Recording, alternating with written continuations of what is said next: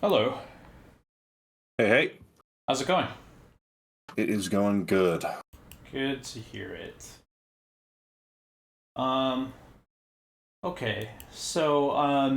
Today we are going to be reviewing a Three Arrows video. He's a YouTuber that most of the time is doing like history related videos. He's kind of in a similar vein as Kraut.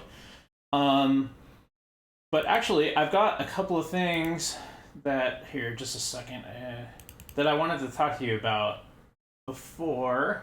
So let me see if I can find it. This is like leftover stuff from last time. Okay.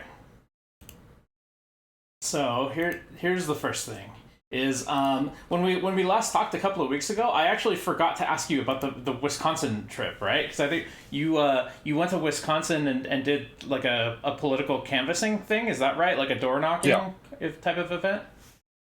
yeah, sorry, I'm just trying to scramble to get my own stream stuff working here. Oh, okay, yeah, Um, yeah, no problem. it's okay. But yeah, no, I did. We actually just got where, okay, actually, no, let me just get at the very least the Discord showing before I dive in here. Okay. Oh, I need to turn my own camera on. Oh, Jesus Christ. Da, da, da, da, da. Man, all the shit I put together is gone. What happened? I should probably figure that out. Okay, hold on.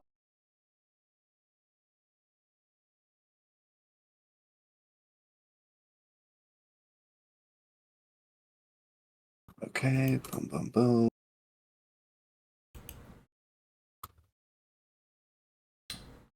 In the meantime, I'll remind everybody that I think this is the second time you've done an event like that because Yeah. you went to the Georgia Senate runoff. I think about 4 months ago, something like that, and you were doing some kind of canvassing, door knocking type operation there as well, and so. Yeah, I was involved with the Destiny effort there. Mhm. And then I managed to get on board with Progress Libs, which is run by Maya, if you know who that is. I Okay, don't. this is But okay. Well, it's just give me just 1 second. yeah, no problem. Um,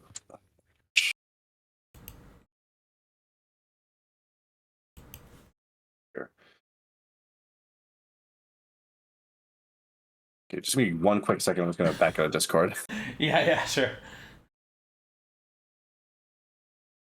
Okay, so yeah, I got a short list of follow up things that I wanted to talk to Flowtrace about today that were just leftovers from the last show we did a couple of weeks ago. The first one was I wanted to ask him about his Wisconsin trip because I forgot to do that last time. It was a political canvassing, door knocking type of operation, and then I got a short list of other things that I want to talk about as well. But I hopefully I'll try to keep that relatively short, just because we got like a 1 hour video that we want to review also. But is it everything working okay now? No, No. we're just gonna have to power through, I think. All right, all right. But yeah. Anyways, at the very least, I think I should be able to get this popped up and working on my side.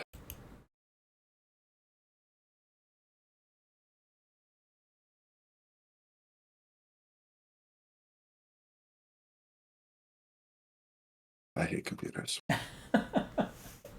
Okay, there we go. And then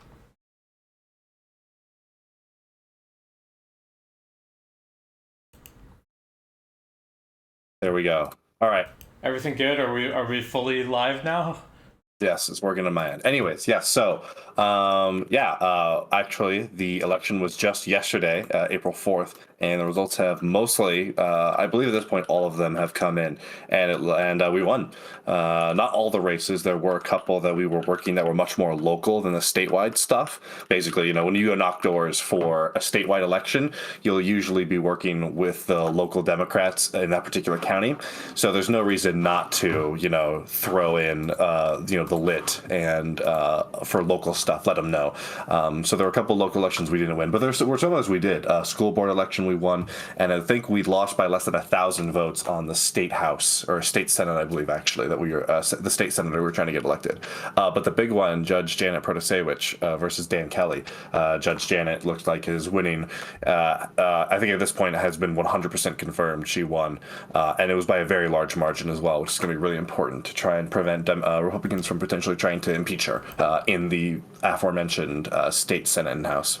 Okay. Well, what do you actually do at an event like that? You just like going around with a list of names and just knocking on doors to check on the people and just remind them to vote? Is that the idea?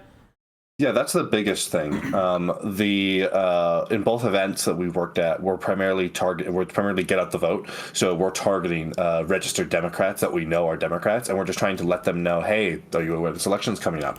Do you know that there's more than just, for example, Judge Janet on the ballot? There's some local stuff that's really important as well. Do you know what you need to vote? Do you know where you can vote? I've got your address right here, and I can see that your closest polling location for you is going to be here. Do you know how to get there? Do you have a plan, et cetera, et cetera, et cetera? So that's what the most of it is. There is an app that I've used it both times, and from what I understand, it's pretty commonplace in these sort of efforts, called Minivan, that basically is a tool for parties to sort of distribute information to their canvassers, and then you'll split up into groups. So typically you'll be in a group of anywhere from 2 to 4. You'll take a couple lists that'll be for a particular neighborhood. So you might be like, oh, I've got this list here. You enter the ID number for it, which is some long 10-digit number, and then you can see on the phone, oh, it's marking these 13 houses in this sort of gated community. Let's go there, knock on each door, ask for the person that we have registered there. Hi, my name is Sam. I'm with the Waukesha County Democrats. Is, Jody home? Could you get the name Jody here? If not, oh, could you please get this to her? You'll hand off the literature, which is like the flyers and stuff for the candidates. Could you please get that to her? I'd be super appreciative if you could. Have a great day. And if they are there, you'll explain to them, did you know there's an election coming up? Always try to hammer in early voting if that is available. That's a really important thing, because in a lot of places, if you show up to vote on the day and something goes wrong, you're just out of luck. You're not going to be able to cast a legal ballot whatsoever. So just nailing in the information is the primary thing that we've been doing in these events, and that's just going door to door. Okay, cool. And then I haven't looked too much into the research on this, but I've just heard secondhand that this kind of thing actually does make a pretty big difference in election results. Yeah, I think it was Sejin for the Destiny event in Georgia ran some analysis as to the unique upswing in Democratic votes in Savannah, which is where we're canvassing there. And I believe people have been looking at Waukesha County and a couple of the other counties we were doing in Wisconsin with Progress Libs, Progressive Victory, and Lake Michigan Democratic Initiative, which are sort of the 3 different groups that we were working with there. I should say I was working with there. It was one big event between all of them. I think there has been some analysis there that seems like we're doing good, but I don't think anybody sat down and done like some super rigorous statistical analysis, just because the election was just last night. Okay. So then the next thing I want to talk to you about was there's this thing that I've heard you say occasionally when you're talking about social media, where you'll make this analogy to seatbelts. You probably know what I'm talking about, right? Right? So much, yeah. Yeah. So you'll say this thing sometimes where it's like social media is currently presenting us all these problems, and maybe we're just waiting for some kind of update to like either a new technology or for a current one to become widespread, and it might address a lot of the current safety problems with social media in a similar way that seatbelts did for cars. So I had a conversation recently with a friend that reminded me of this, and so we were talking about how basically it seems like a lot of social media companies have offloaded a lot of their moderation to the user base, right? And it's basically because they don't really, as of now, have a practical way to do that amount of moderation themselves when they've got that many millions of users or billions in a couple of cases. The company itself just hasn't figured out how to do that moderation themselves, so instead they rely on the user base to just go report stuff to them, and then they'll hopefully review it and try to come to a decision that way. But it seems like it's kind of this weird online culture that encourages like vigilantism, and it got me thinking about like how much does this contribute to the whole like cancel culture problem where it's where people are basically like you know what I mean? Like they'll try to like gather up a vigilante mob against somebody, and then like this is just part of the way that we do like, or like they'll do a flagging campaign or whatever. This is just part of the normal way that we do moderation on social media right now, and I wonder how much of that could be solved if they just like had some kind of new technology or something that would help them with moderation. Yeah, I think when it comes to the social media companies, their primary like goal with a lot of these moderation stuff is trying to walk a very fine line where they don't want to get cracked down by the right, who are saying things like, oh, you're promoting all this degeneracy, you're rigging it for, the left. And they also simultaneously don't want to get cracked down by the left, who's saying, I can't believe you aren't banning Matt Walsh off of Twitter. I can't believe that he's the Daily Wire is allowed to have a YouTube channel. And I don't really think, and I think like the thing that I always say is I think the invention has gotten away from the inventors, where they really don't have good ways to actually intervene and do content moderation. And they're left constantly trying to just scramble to avoid, getting cracked down on by Congress. Because I think that's the thing that everyone, all these social media companies think about is how long is it going to be until one of these places is going to get told, oh, we're passing a law and you're going to get regulated. And how do we try and avoid that as much as possible? Do you think this is any kind of technologically solvable problem? I really hope so.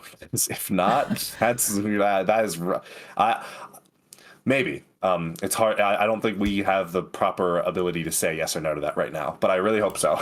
If it's not, then do you think social media is just like a net negative for the world, or do you think it's good despite these problems? I don't know. It's probably a net negative. It's really hard to say because the negatives are very, it's a much worse trade-off, I think, in first world countries than it is in third world countries. Like, it's kind of hard for me to be like, you know what, let's ban Telegram, when like Telegram is being used by like Belarusian dissidents to like avoid their authoritarian regime. Because I'm like, guys, I know you're trying to get freedom of democracy in your country, but I don't know. Milo Yiannopoulos has a couple bad hombres in his Telegram channel. Sorry, we're going to have to wrap this up. But I don't know. If there really is no way, then probably, yeah. But the problem is, I don't know if you can ever put that genie back in the bottle.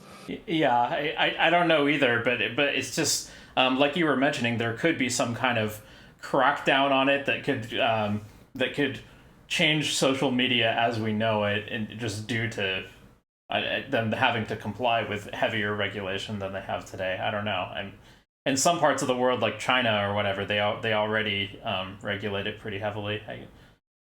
I don't know if we want to go that direction or not. Yeah, I mean, yeah, I guess the other problem is like putting this stuff like, it's the thing people always say, oh, the masses are stupid. The masses are stupid. We can't trust them. And it's like, bro, human stupidity is not limited to the people outside of the levers of power. Yeah. And in a way, centralizing that power can lead to way worse expressions of human stupidity and human, like you have a much smaller sample size, so you're much more prone to like, oops, we got a couple of crazies in here. Is generally where I'm at with that sort of like representative democracy type thing. So putting that into the hands of like, the people that do, I love our institutions, but they are not perfect. They do make many mistakes. Kind of puts all your eggs in one basket, and I don't know if that's a good idea either. Okay, so then I got like a whole list of things that are like follow-ups on the last topic that we talked about last time, which was the whole like causality and induction and predictive models and all of that kind of stuff, right? Oh, hell yeah. Yeah, okay. So I think that it seemed like that was maybe the most contentious topic between us last time, and we probably spent like an hour talking about it and still pretty much didn't agree at the end of it. Which I kind of expected, because I've had that conversation with a lot of other people before, and it's generally a hard thing for people to accept the position that I'm trying to sell them. But anyway, the first thing I've got on this short list was you were talking about this idea of making a predictive model based on like a pattern where you wake up like like we're like 322 days in a row you wake up and then the sun rises within 15 minutes after you wake up or something like that. And then we were talking about like, is it feasible for me to make a predictive model just based on the fact that it's happened 322 times in a row, right? So I had a few responses to that, right? Because I think your position is that this doesn't make sense because if you believe in causality, you won't believe that somebody waking up causes the sun to rise, and therefore it really just doesn't make a lot of sense to make any kind of predictive model based on something that, you know, the two things happening sequentially that don't have a causal relationship. Do I have that right? I think so, yeah. Okay. So there's So there's a thing where, like, I wonder if the wording of the prediction actually affects, like, how crazy it sounds. Because if I predict the sun will rise with, you know, right after you wake up, like, maybe if you believe in causality, that might sound like a crazy prediction. But what if I instead say, like, I predict that you will wake up right before the sun rises? And I frame it as a prediction of your behavior rather than as a prediction of what the sun is going to do. I think it becomes better, but not for the reason, but not in a way that resolves the problem. Because I think that, like, I think the claim about when you wake up is much less is much more open to being wrong than claims about the sun. It's like if someone claims to me, it's like you're just as wrong, but you're wrong about something of less consequence, so it feels like it's less wrong. So it feels like in a roundabout way we ought to treat it as being less wrong because the stakes are much lower. But I still think the idea that, well, you will wake up 15 minutes before the sun. I mean, sometimes, yeah, but I don't think. I guess it's more of a question of, like, the usefulness of statements and what we mean by things. It doesn't feel useful merely to observe that as a likelihood without understanding it in a causal relationship, which also sort of gets back to, like, the sort of law of identity. It's very difficult for me to almost even conceptualize discussing the things without an idea of causality. Oh, okay, so you do think it's less wrong though to predict that you'll wake up before the sun rises rather than to predict that the sun will rise after you wake up? Yes, in a very roundabout sort of way, but I don't think in a way that actually resolves our disagreement. Because the reason why I would feel like that's a less wrong statement is, like, the requirements to be right or wrong about it are lower, just because it's a less, like, you're making predictions about human behavior that feels a lot more safe than making predictions about, like, celestial bodies, Okay. right? It's like it's like if someone told you, you know, oh, I went to a sandwich shop yesterday, versus someone told you, oh, I met Tom Cruise yesterday and gave me $1 million. Like, my required certainty for the second statement is going to be much higher, and it's a much more important claim. So in a way, it's almost more wrong to be wrong about that, even if you're wrong to the same, like, percentage chance as being wrong about your friend having gone to the sandwich shop. Yeah, I mean, my reaction to that example is just that I would make an inductive argument for why one of them is more likely than the other. It's like somebody going to a sandwich shop is just a very commonplace occurrence, where somebody meeting Tom Cruise and getting $1 million is just much rarer. And that's the reason. I don't mean to dive into the specifics of why one of those ought to be viewed differently than the other, but just to sort of provide an example of why it feels like you could make two claims that are, like, the same degree of wrongness in terms of, like, they aren't accurate, but one could be a very important claim and is, like, more wrong in that sense. Like, oh, I was wrong about, you know, who's going to win the Super Bowl. Oh, wait. Oh, I was wrong about, you know, only terrorists being inside that building. Uh-oh. Okay, the thing is, though, if I predict that the sun will rise 15 minutes after you wake up versus if I predict that you'll wake up 15 minutes before the sun rises, I think that's exactly the same prediction, and it's just framed in a different way. Yeah, sort of. I don't know. I think the wording for me, I don't know. Maybe I'm just maybe I'm reading too much into it. But the wording of "you will wake up 15 minutes before the sun rises" feels a lot more, I guess, compatible or a lot less authoritative, because it's a question about you and not the sun, even if it is to the same effect. But that might just be, like, my human brain moment. Yeah, well, that is actually what I think it is, because like the two, I'm predicting the exact same sequence of events in both cases. But if one of those predictions sounds much more realistic than the other, despite them being exactly the same sequence of events, then I think this reveals a problem with that type of analysis. Maybe I don't know. I feel like I would need to think about this more, because I think the question comes down to when you say you are going to wake up 15 minutes before the sun rises. That statement could be interpreted in two different ways. And I think in one way I would feel it's less authoritative because it is making no claim about the sun and merely about you in relation to the sun. Whereas in the other interpretation, I feel like that statement could be wielded in such a way to then say, oh, to actually make statements or predictions about the sun itself. But I don't know. It's almost like a quirk of human language. I think I would need to think more deeply about. I think it is a quirk of human language. Ivan is in our chat, and he says it's implicit that the sunrise is not depending on the waking up, right? I don't think that's actually relevant to the type of prediction that. Flowtrace disappeared. I don't know. I think he's having some kind of technical problems or something. I'll wait a minute for. Welcome back. Okay. Hello. Sorry about that. Is your stream still up and running? Or? Yeah, no, it was just Discord. It was just I tried to turn my camera on and Discord crashed. Oh, okay. Yeah. Your camera's not been on my stream the whole time, but it's not whatever. No big deal. Anyway, Ivan's in our chat and he says it's implicit that the sunrise is not depending on the waking up, right? That's neither a human face nor a llama that I'm seeing there, but hopefully you can still hear. I'm working on it. Anyway, no, I think the predictive model that I'm talking about doesn't actually have any dependency built into it whatsoever. I think it's just I predict a sequence of events where Flowtrace wakes up, 15 minutes later the sun rises. And so I could say that as I predict the sun will rise after he wakes up, or I could predict it as he wakes up before the sun rises. And I just think it's the whole sequence of events. I don't think dependency is actually an observable thing. And so if I'm making a predictive model, I'm just predicting what the observation will be, which is he wakes up and then 15 minutes later the sun rises.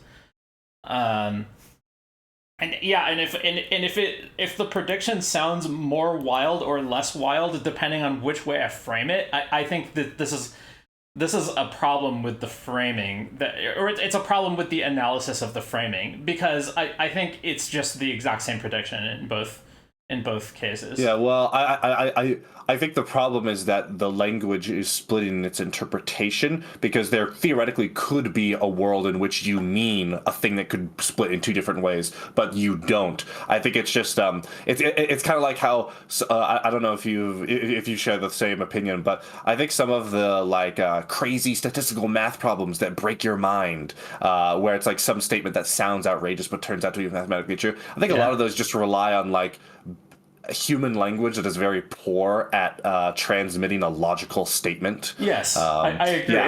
Yeah. So I think that's the core of the problem here. Is basically we're having that in a way that is unintentional. Yeah, okay, so we got a couple of chat comments. Evolution Solar Man says the part where he wakes up is the more random variable. The movement of the sun is much easier to predict. Ivan says the prior on our model of the sun is extremely high. Are you guys familiar with Bayesian reasoning? Yes, I'm familiar with Bayesian reasoning. I assume you probably are too, Flowtrace.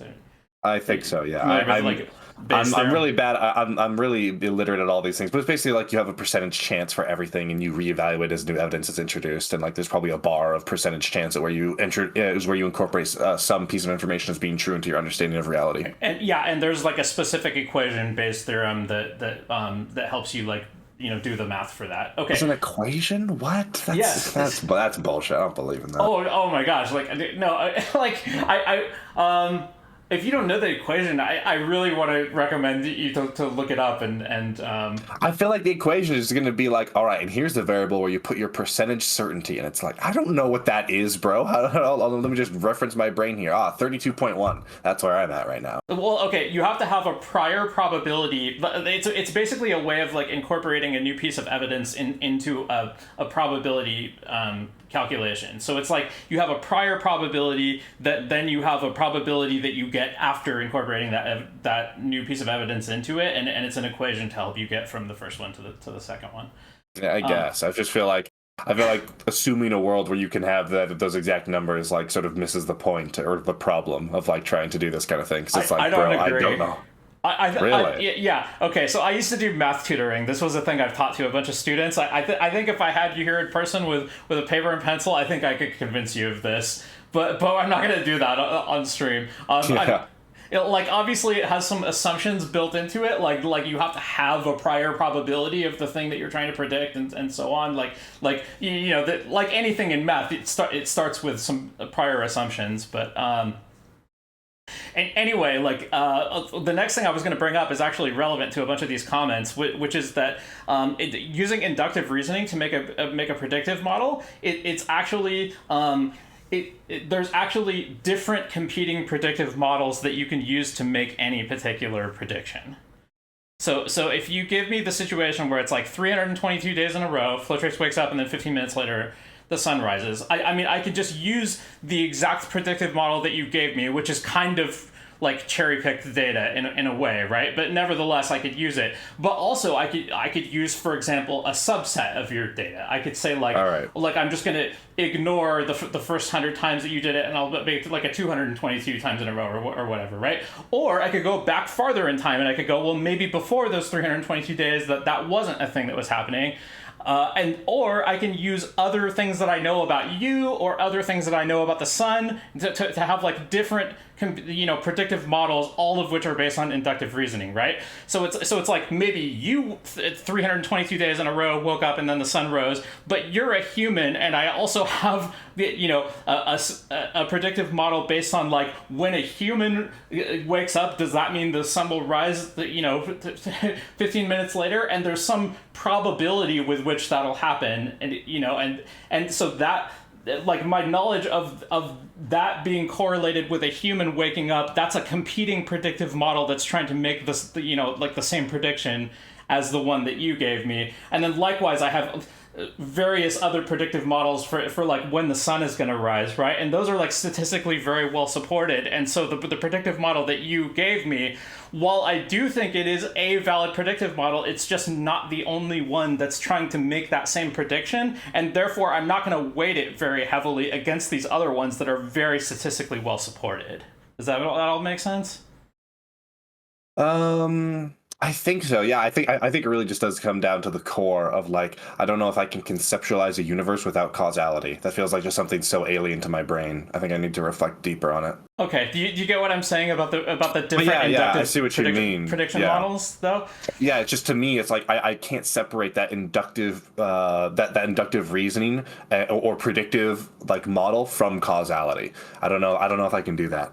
Okay, well, I mean, you're not rejecting induction, though, right? It's just you believe in induction plus Yes, yes. causality, right? Mm-hmm. Okay, it's just the thing is, like, I think that in order to have the predictive models that where you put causality into it, you have to do just as many inductive arguments anyway.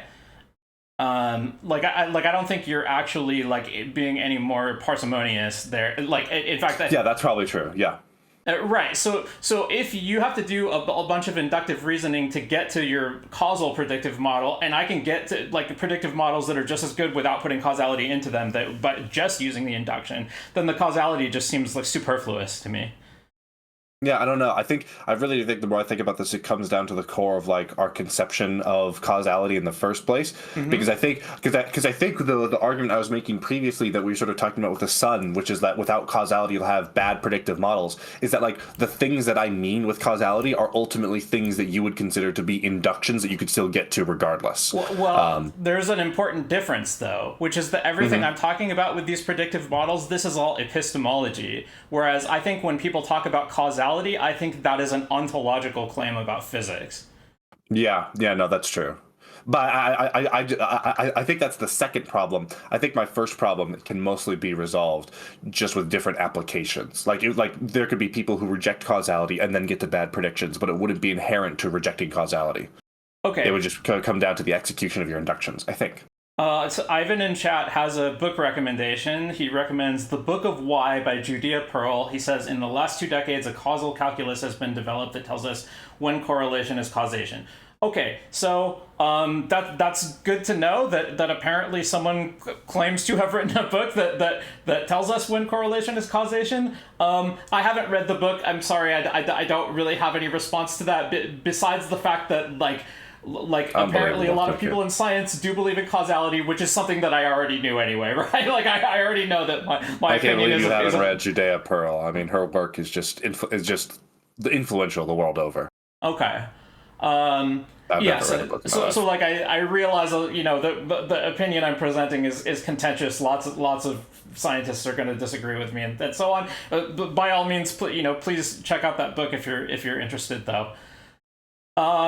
Okay, so the next thing is that I can have second order predictive models that predict which of my first order predictive models is most applicable to make a particular prediction. Does this make sense? No, say that again. Okay, so I have a bunch of kind of first order predictive models that are just I observe a pattern out in the world, and then I just have a prediction with some probability that that's going to happen again, right? But then I can also have what I'm going to call a second order predictive model, which is a predictive model about other predictive models. Okay, yeah, that makes sense. And it's going to kind of rate them according to how applicable they are to the particular prediction I'm trying to make. And I think this is relevant because there are always different competing inductive models that are trying to make the same prediction. Yeah. Right. Okay. So I think there's basically two axes on which I'm going to rate predictive models, one of which is just how statistically well supported it is, just how much data is there to back it up, basically. That's one axis. And then the other axis is how specifically relevant is it to the particular scenario that I'm trying to predict, right? Does that make sense? Why I would want both of those things? I think I follow that. So so if you give me the predictive model that's 322 days in a row, you wake up and then the sun rises. And then I've got another predictive model in the back of my head that's well, I have so many examples of humans waking up and sometimes the sun rises 15 minutes later, but usually it doesn't, right? It's these two axes in this case are kind of competing against each other, right? Because one of them is more directly relevant to the prediction I'm trying to make, and the other one is much more statistically well supported with just billions of times as much data, right? Yeah. Right. And so it's actually I think a really hard problem to weigh those things against each other. I think it's super complicated to say, but nevertheless, if I were going to make this prediction that Flowtrace is going to wake up 15 minutes before the sun will rise, it's I think the fact that you've done it 322 times in a row is a highly relevant piece of data that I am going to consider pretty heavily in the probability of it happening again. But I'm going to do some kind of weighted average where it's I've got a probability from that one. I've also got a probability of just a human wakes up and then 15 minutes later the sun rises. Things like that. More generalized versions or more specific versions are always competing against each other, right? Yeah. Okay. So I think the work that causality is doing in your epistemology, it seems to me like causality is almost like your second order predictive model. I think that's pretty accurate, yeah. Okay. And I think since it is basically functioning, epistemologically as a second order predictive model, that you have to do a bunch of inductive reasoning to get it to work anyway. I think it is unparsimonious epistemology. And I don't know what that word means. Oh, I'm sorry. It's inefficient. It's it's an extra thing that we don't need. Okay, yeah. Right. Because if I can just make all the same predictive models by just observing patterns and then applying this you know what I mean? It's unparsimonious in a way, but the fact that it's more intuitive might give you a reason to still use it in your day-to-day reasoning.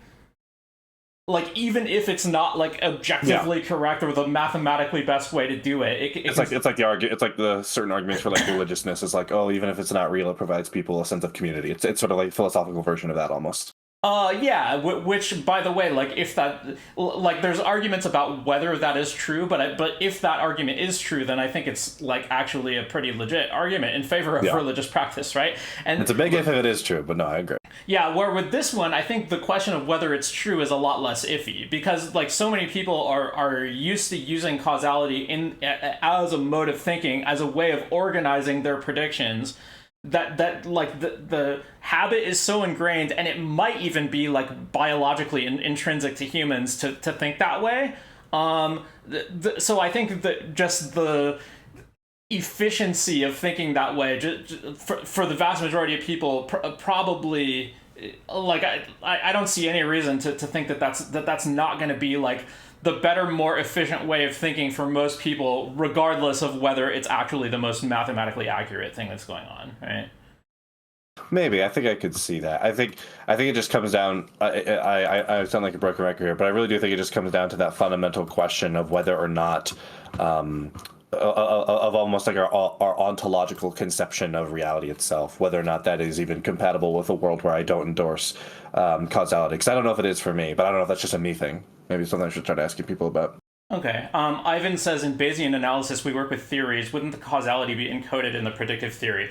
Okay, so this is like a contentious topic a little bit, because if you look at the way that, like, the language that people use to describe predictive theories often does have causality encoded into it. Like, it's just put in the language. Nevertheless, if you describe these predictive theories mathematically, I think they don't have causality written into it. Now, perhaps this book that Ivan recommended might challenge the claim that I'm making here, but like to my understanding of math, like, induction is very important to math. Like I don't know if you ever heard of like the Peano axioms and stuff. It's this attempt to, I mean, like, we know, by the way, that we can't deductively ground all of math in axioms. That was disproven by Gödel in 1931. But we can still make axioms to try to like, logically support like a whole bunch of math. We just can't get it all. So the Peano axioms are like a famous example of somebody trying to do this. And induction is one of them. It's just like a thing that you have to assume in order for like almost anything in math to work. Causality is not one of them. It is not a mathematical axiom. I don't even know of a purely mathematical description of causality, and I expect what I would find in this book if I read it. I'm just guessing, as an uninformed person who has not read it. I'm guessing that you would, this person's going to take a bunch of like math plus philosophy stuff and then mash it together and try to call it causality. I don't think you can actually get there purely from math. Whereas induction is just absolutely necessary to do math. I think causality is a philosophical interpretation of some math. I don't think it is a thing built into math. Are you there? It's a Flowtrace. No, I'm here. I thought you were mostly just responding to the chatter. Oh, okay. Well, kind of. But I don't know. The Peano stuff, I'm not. I don't know very well at all. Ivan says, "Are you sure that the mathematical induction relevant to Peano is the same as human induction?" That's a pretty interesting question to me. So, but I think what they both are is just extrapolation from a pattern, right? It might be that mathematical induction is a special case of human induction or something. That's like off the top of my head. That's kind of what I want to say, but I don't have like a super rigorous argument for why that has to be the case. Ivan says, there is deductive induction, i.e. prove it works for n equals 1, then show if it works for n, it works for n plus 1. I understand the procedure that you're doing when you do these these proofs that are called mathematical induction. The procedure is that you just follow these instructions, and deductive logic within the procedure, but I think it's induction in the sense that the claim that this procedure even works is not deductively provable. This is why it's an axiom. It's an axiom, where we just assume that induction works, that you can extrapolate patterns from data and so on. So like last time we talked, I was saying, Flowtrace, you asked me, like, do I think math is all induction? And I said yes. And like, I think I should clarify a little bit more of what I meant by that, because I don't necessarily think that the procedural work you're doing when you, like, if you're doing math problems in school, I don't think, like, procedurally what you're doing is not thinking about, like, probabilities all the time and just like, how do I extrapolate patterns and so on. I think you basically are just following like a list of rules that you learn in school, right? But when I say it's all induction, what I mean is that it's induction in the sense that the logical support for math as a functional system is inductive reasoning. Ivan says Hume showed that we cannot deductively prove induction. Yeah, so I agree. But I mean, this is why we regard it as an axiom, right? It's like in math, it's like, I mean, axiom is just kind of the logic speak way for saying, like, this is a thing that we just assume, but we assume because it's necessary for the functioning of the system. It's not a thing that's like logically well supported that we could prove or anything. So yeah, like, so basically, yeah, I think causality, with the work that it's doing in terms of predictive models is that it's like basically a second order predictive model telling you which predictive model to apply to a particular prediction. I can accept it as like a heuristic in epistemology. I think that people who believe in causality also believe that there is some property of the universe physically that corresponds to our ability to use causal reasoning, and this is the thing that I'm disputing. Ivan says, but deductive induction, i.e. show if it works for n, it works for n plus 1, such conclusions are different and they are deductively true. Well, they're deductively true based on assumptions, right? Like every mathematical proof is deductively true within itself based on a certain set of rules and assumptions, but underlying those assumptions, if you keep tracing those backwards, I mean, it isn't actually possible for us to deductively prove every single thing in math, right? And it's basically like, at some point, if you just keep going, why do we believe this? Why do we believe this? Like anything in epistemology, you eventually get to assumptions that it's like, well, this just appears to work. It appears to be the case, and that's why we believe it. And I think this is basically an inductive argument for the foundations of math. Yeah, I don't know. Anyway, I'm sorry, I've just been like monologuing for the last like 15 minutes or something. Flowtrace, you got anything you want to add? No, I think the thing you said about the axioms as to whether or not axioms are a thing that are necessary versus a thing we just choose to believe, I don't know. I think that's more difficult to disentangle because they're necessary for the system, but we would still but why do we choose a system that requires these axioms versus one that doesn't? I don't know if it's clear to me that the process of axioms is something that we really choose to that degree, which I think goes back to the question of, I don't know if I can choose to not believe in causality. I think you can look at different systems that have different axioms and you can choose which one you use. And actually there are competing sets of axioms to try to do this for math. I think there are some axioms, but I think like when you get more fundamental ones, like the law of identity, just to go back to that one, I don't know that there's like that. I don't know that it's the case that we said, oh, we need to know that a thing is a thing, therefore we're going to shoot for our systems of math to work, or logic to work, therefore we're going to endorse it. I feel like that's just like a fundamental perception that the brain has. Like our minds perceive the idea that a thing is a thing. Mm-hmm. I don't know if we can choose that in the way that we could choose other axioms. You can choose to include it or not include it in a set of that's true. Justifications. But I don't know.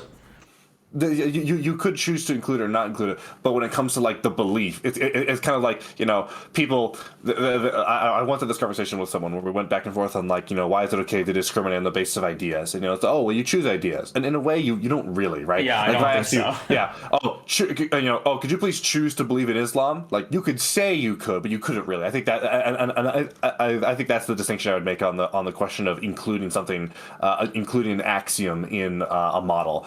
It's like we could say that we're not going to include something like the law of identity, but I don't think any human realistically is ever going to not actually think in terms of think in terms that does not rely on the law of identity. Yeah, I mean, I agree that I can't just choose to disbelieve it, but if I'm constructing a system of deductive logic, I may not always need it to be one of the stated premises.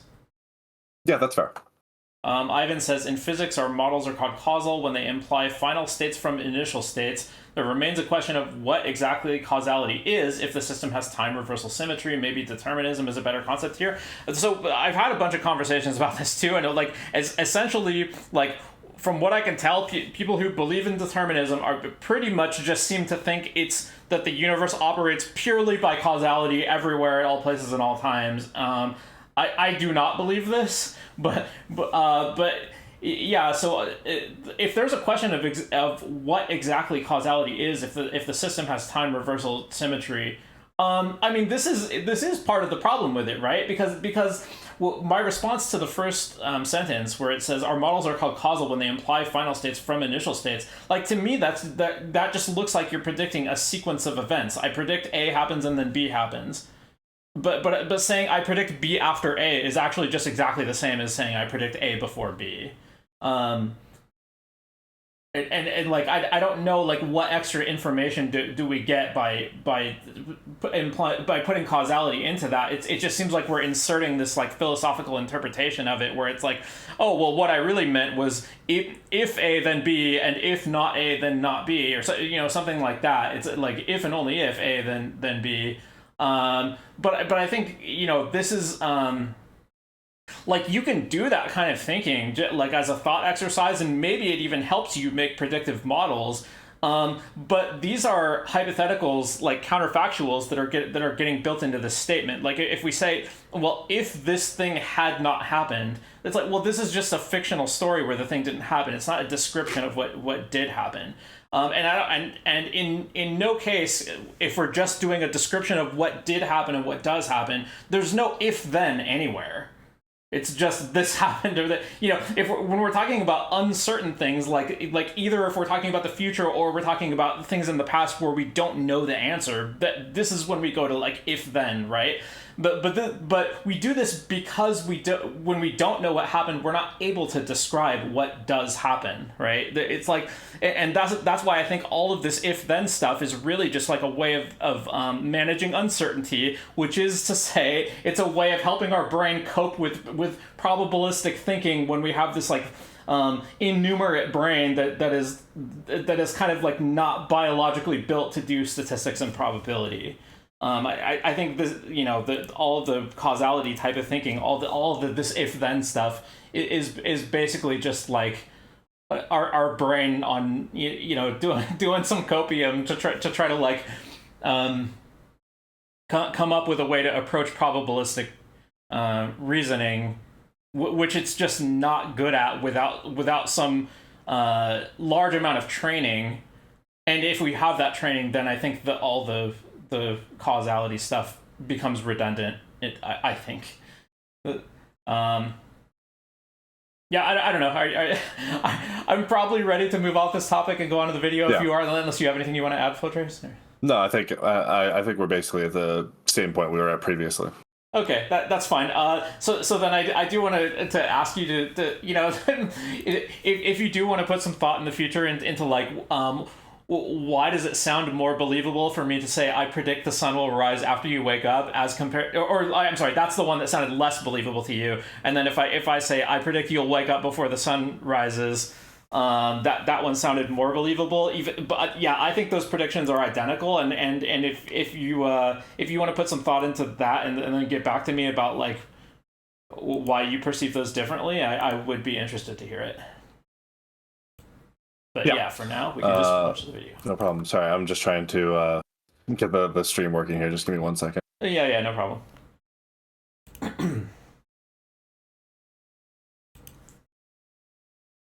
The time reversal symmetry thing is kind of an interesting point to me because, like, the idea of like retro causality or like non-local causality, like these are the kind of things that people will sometimes invoke when they're trying to like explain away like what is allegedly the fundamental randomness in quantum mechanics. I don't know, it sounds kind of insane to me, but anyway, Ivan says, how about block time? And I do not know what that means. So is this the like B theory of time thing? Is that what we're talking about? I need to look this up.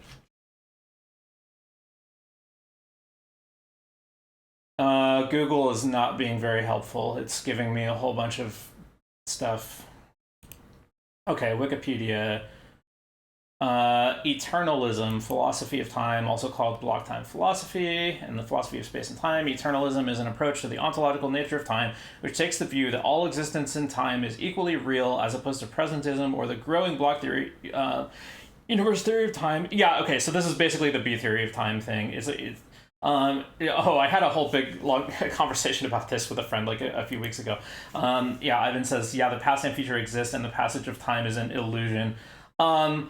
I think our language is not serving us well when we try to say things like that. Because to say that the past and future exist, I mean, we have present tense verbs, and I think to even try to put it into the terms of natural language, I think we just can't achieve an accurate description of this. Is the video not working? Oh no, it's not gonna. Hold on, wait. Oh wait, no, I can't. Hold on. I just need to share my screen and then do picture in picture, and then that should work. Oh, we got it. Okay. Anyway, Okay, we're watching a video about Matt Walsh today. Anyways, I guess if there's nothing we have to say, I myself am not a Matt Walsh supporter or a Matt Walsh fan. I assume you're the same. Yeah, so correct. I don't think there's much to do, but just to dive in. Yeah, sure. Let's go. Oh, that's very quiet. Initially, this was a show only for patrons of the podcast, but upon listening to it, this is really more Three Arrows than Iron Dice content, although the line is a little blurry there. Anyway, enjoy. Sick beats. Hey, how's it going, everyone? Dan here with another bonus show. One that I have been very much looking forward to. The US midterms, in which the Republicans achieved a historically bad result, are now behind us.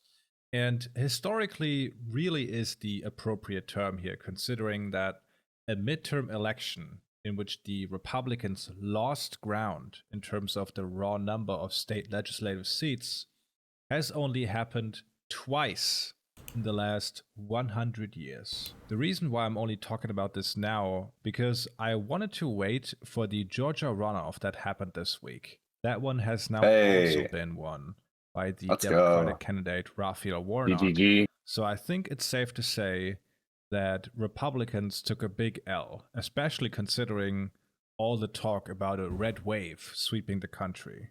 Given that the election happened in early November, most angles of commentary have been touched upon, so you don't need me to retread them here. But there is one aspect to this I haven't seen too much on, and that is what I want to focus on today.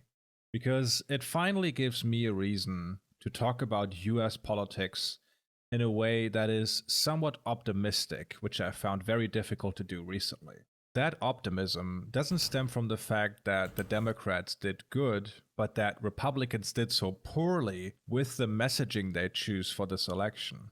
And of course, that varies somewhat from state to state, but there is one consistent through line that Republicans were convinced of would get them the numbers that they needed, and it didn't.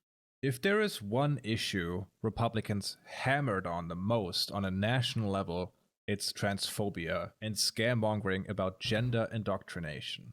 This isn't just something they use to win votes, though, but goes hand in hand with a legislative push to discriminate against the LGBTQ community. A Can we push pause that for a second has here? enormously increased. My perception of the way that that kind of Republican political talk was going last year was that they were actually it seemed to me like they were having trouble finding a single message to unify behind.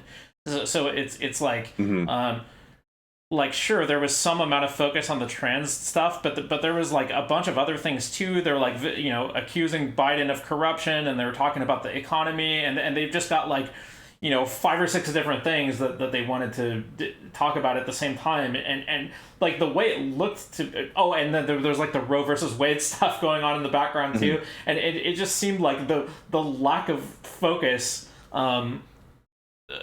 in their messaging. It's hard for me to say like that hurt them, it seems plausible that it might have, but it struck me as pretty weird for this guy to just say like, oh, if there's one message they were hammering on, it's the trans thing, and like to me that just seems like one of several. I think I would agree with him that of all the messages, the trans one was the one that they were hitting on the most. But I think the reason why is because of your analysis. I think the Republicans are really fractured and they don't have a good thing to rally around. The party is still, I think, really divided under the surface. There still hasn't been like a good, people talk about how Trump, came in and ran over the Republicans, but it's not as if he then, built any bridges or healed the wounds. Republicans were just lining up behind him, the ones that didn't like him, because he was the nominee. He was, and then he was the president, and then he was the obviously incumbent in 2020. But now I think a lot of those wounds are starting to come to surface a lot more, and there really is a lack of things for the Republicans to talk about that is really cohesive across their base, which is a much more difficult thing for them to do than Democrats, because Democrats I think have been doing that for a while. The Democratic Party has been a coalition of many smaller groups than the Republicans for a long time. So there's a sort of skill there in trying to balance those plates. But with Republicans, I mean, you can't talk about, old neoconservative Bush stuff because that'll piss off the populists. But you can't go full populist because that'll piss off a lot of the old school Republicans. For example, it's really interesting seeing which Republicans endorse supporting Ukraine, like Mitch McConnell, versus which ones don't, like DeSantis and Trump. That kind of stuff is really interesting. Even, within the Trump camp, look at how Trump is big on the vaccines because he wants to take credit for that, but then very obviously the hardcore Trumpers are the ones that are most anti-vax. I think the reason why Republicans focus on culture war stuff so much, and I think it sort of becomes a self-fulfilling prophecy, is because it feels like that's the only thing they can hit on that Republicans that enjoys broad Republican support. Being like, don't you hate woke Twitter and woke Google? That feels like one of the only safe things you can say to the entire Republican base. And I think most crucially, this starts to become causative because all Republicans hear about anymore is the only thing that all Republicans hear about anymore is that culture war stuff. So it starts to become the identity of the party. So I really think Republicans are locked into a bit of a vicious cycle right now where there's nothing they can unify on except culture war stuff. So they unify on culture war stuff and it becomes more and more the bedrock of the party, but it's a hollow bedrock, I think, as you're starting to see more and more. I think that it used to be the case, like my perception 20 years ago was that the stuff that Republicans united behind, it was like tax cuts and pro-life. Yeah. And pro-life is, that's a culture war thing, but I don't know. And even that has more fractures now that they're discovering. It's like it's the classic issue of like you ask Democrats, do you support some big expansive healthcare policy? Oh yeah.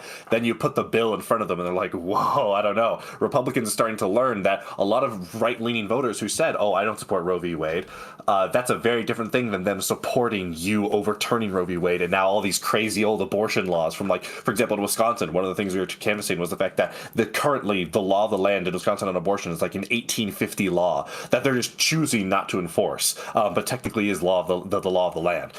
When you start doing stuff like that, all those people that said they were pro-repealing, pro-life, that their support starts to evaporate.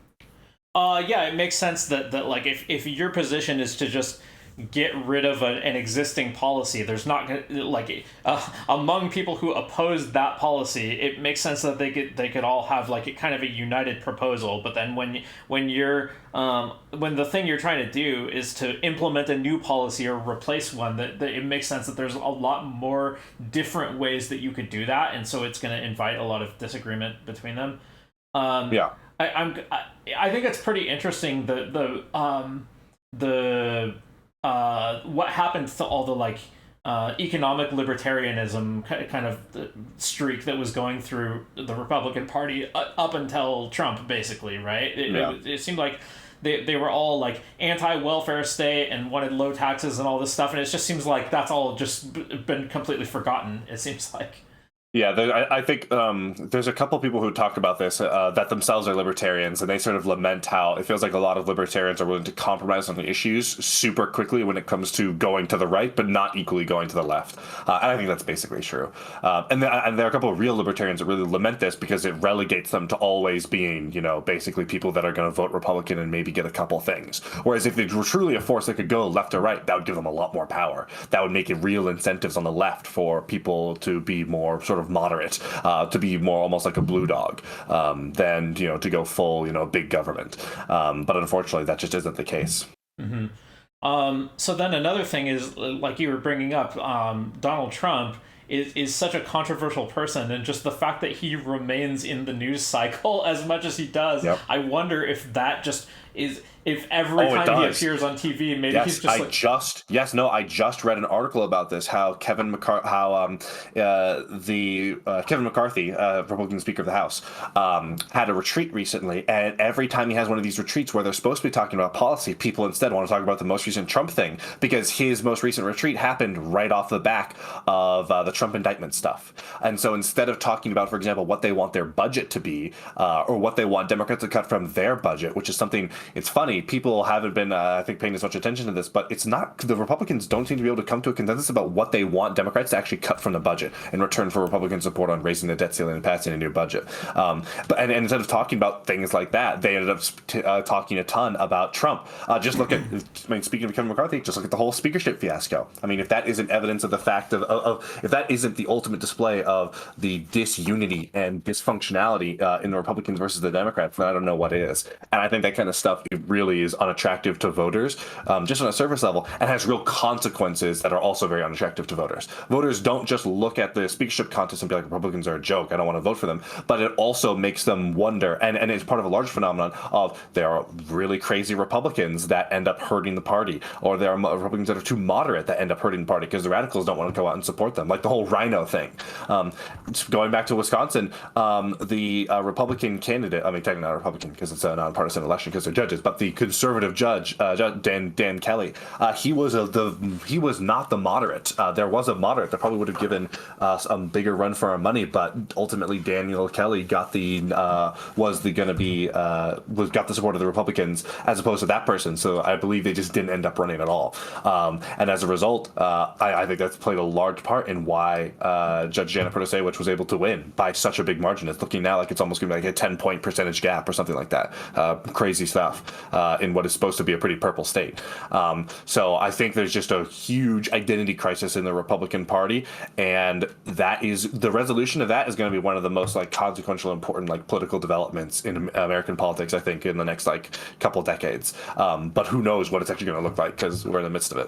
Yeah, because it seems like now if you were to just ask a random person what is the Republican Party about, what do they even stand for, it's just the first image that comes to my mind is Donald Trump on Twitter fighting the woke mob or whatever he wants to call it, right? It's just it's hollow stuff that doesn't have substance, and that kind of stuff might be great for fueling a meme war in the primaries where you're just going in on everyone, but it's ultimately very hollow. I think there is this real sense of sometimes among Trumpers Jesus Christ, the Trump presidency came and went and basically nothing happened. I mean, we got no wall. Well, they got the Supreme Court. That's a big deal. They got the Supreme Court, but that's it. And and it's funny, they got the Supreme Court, but that's not what Trumpers wanted. Trumpers weren't talking about, oh, Roe v. Wade. Trump was about, draining the swamp, fixing our broken political system. I'm sure he had, a line here or there talking about like, we need good, honest American judges, not these crazy, wacky liberals. But I don't think that's at the core of the Trump wing of the Republican Party.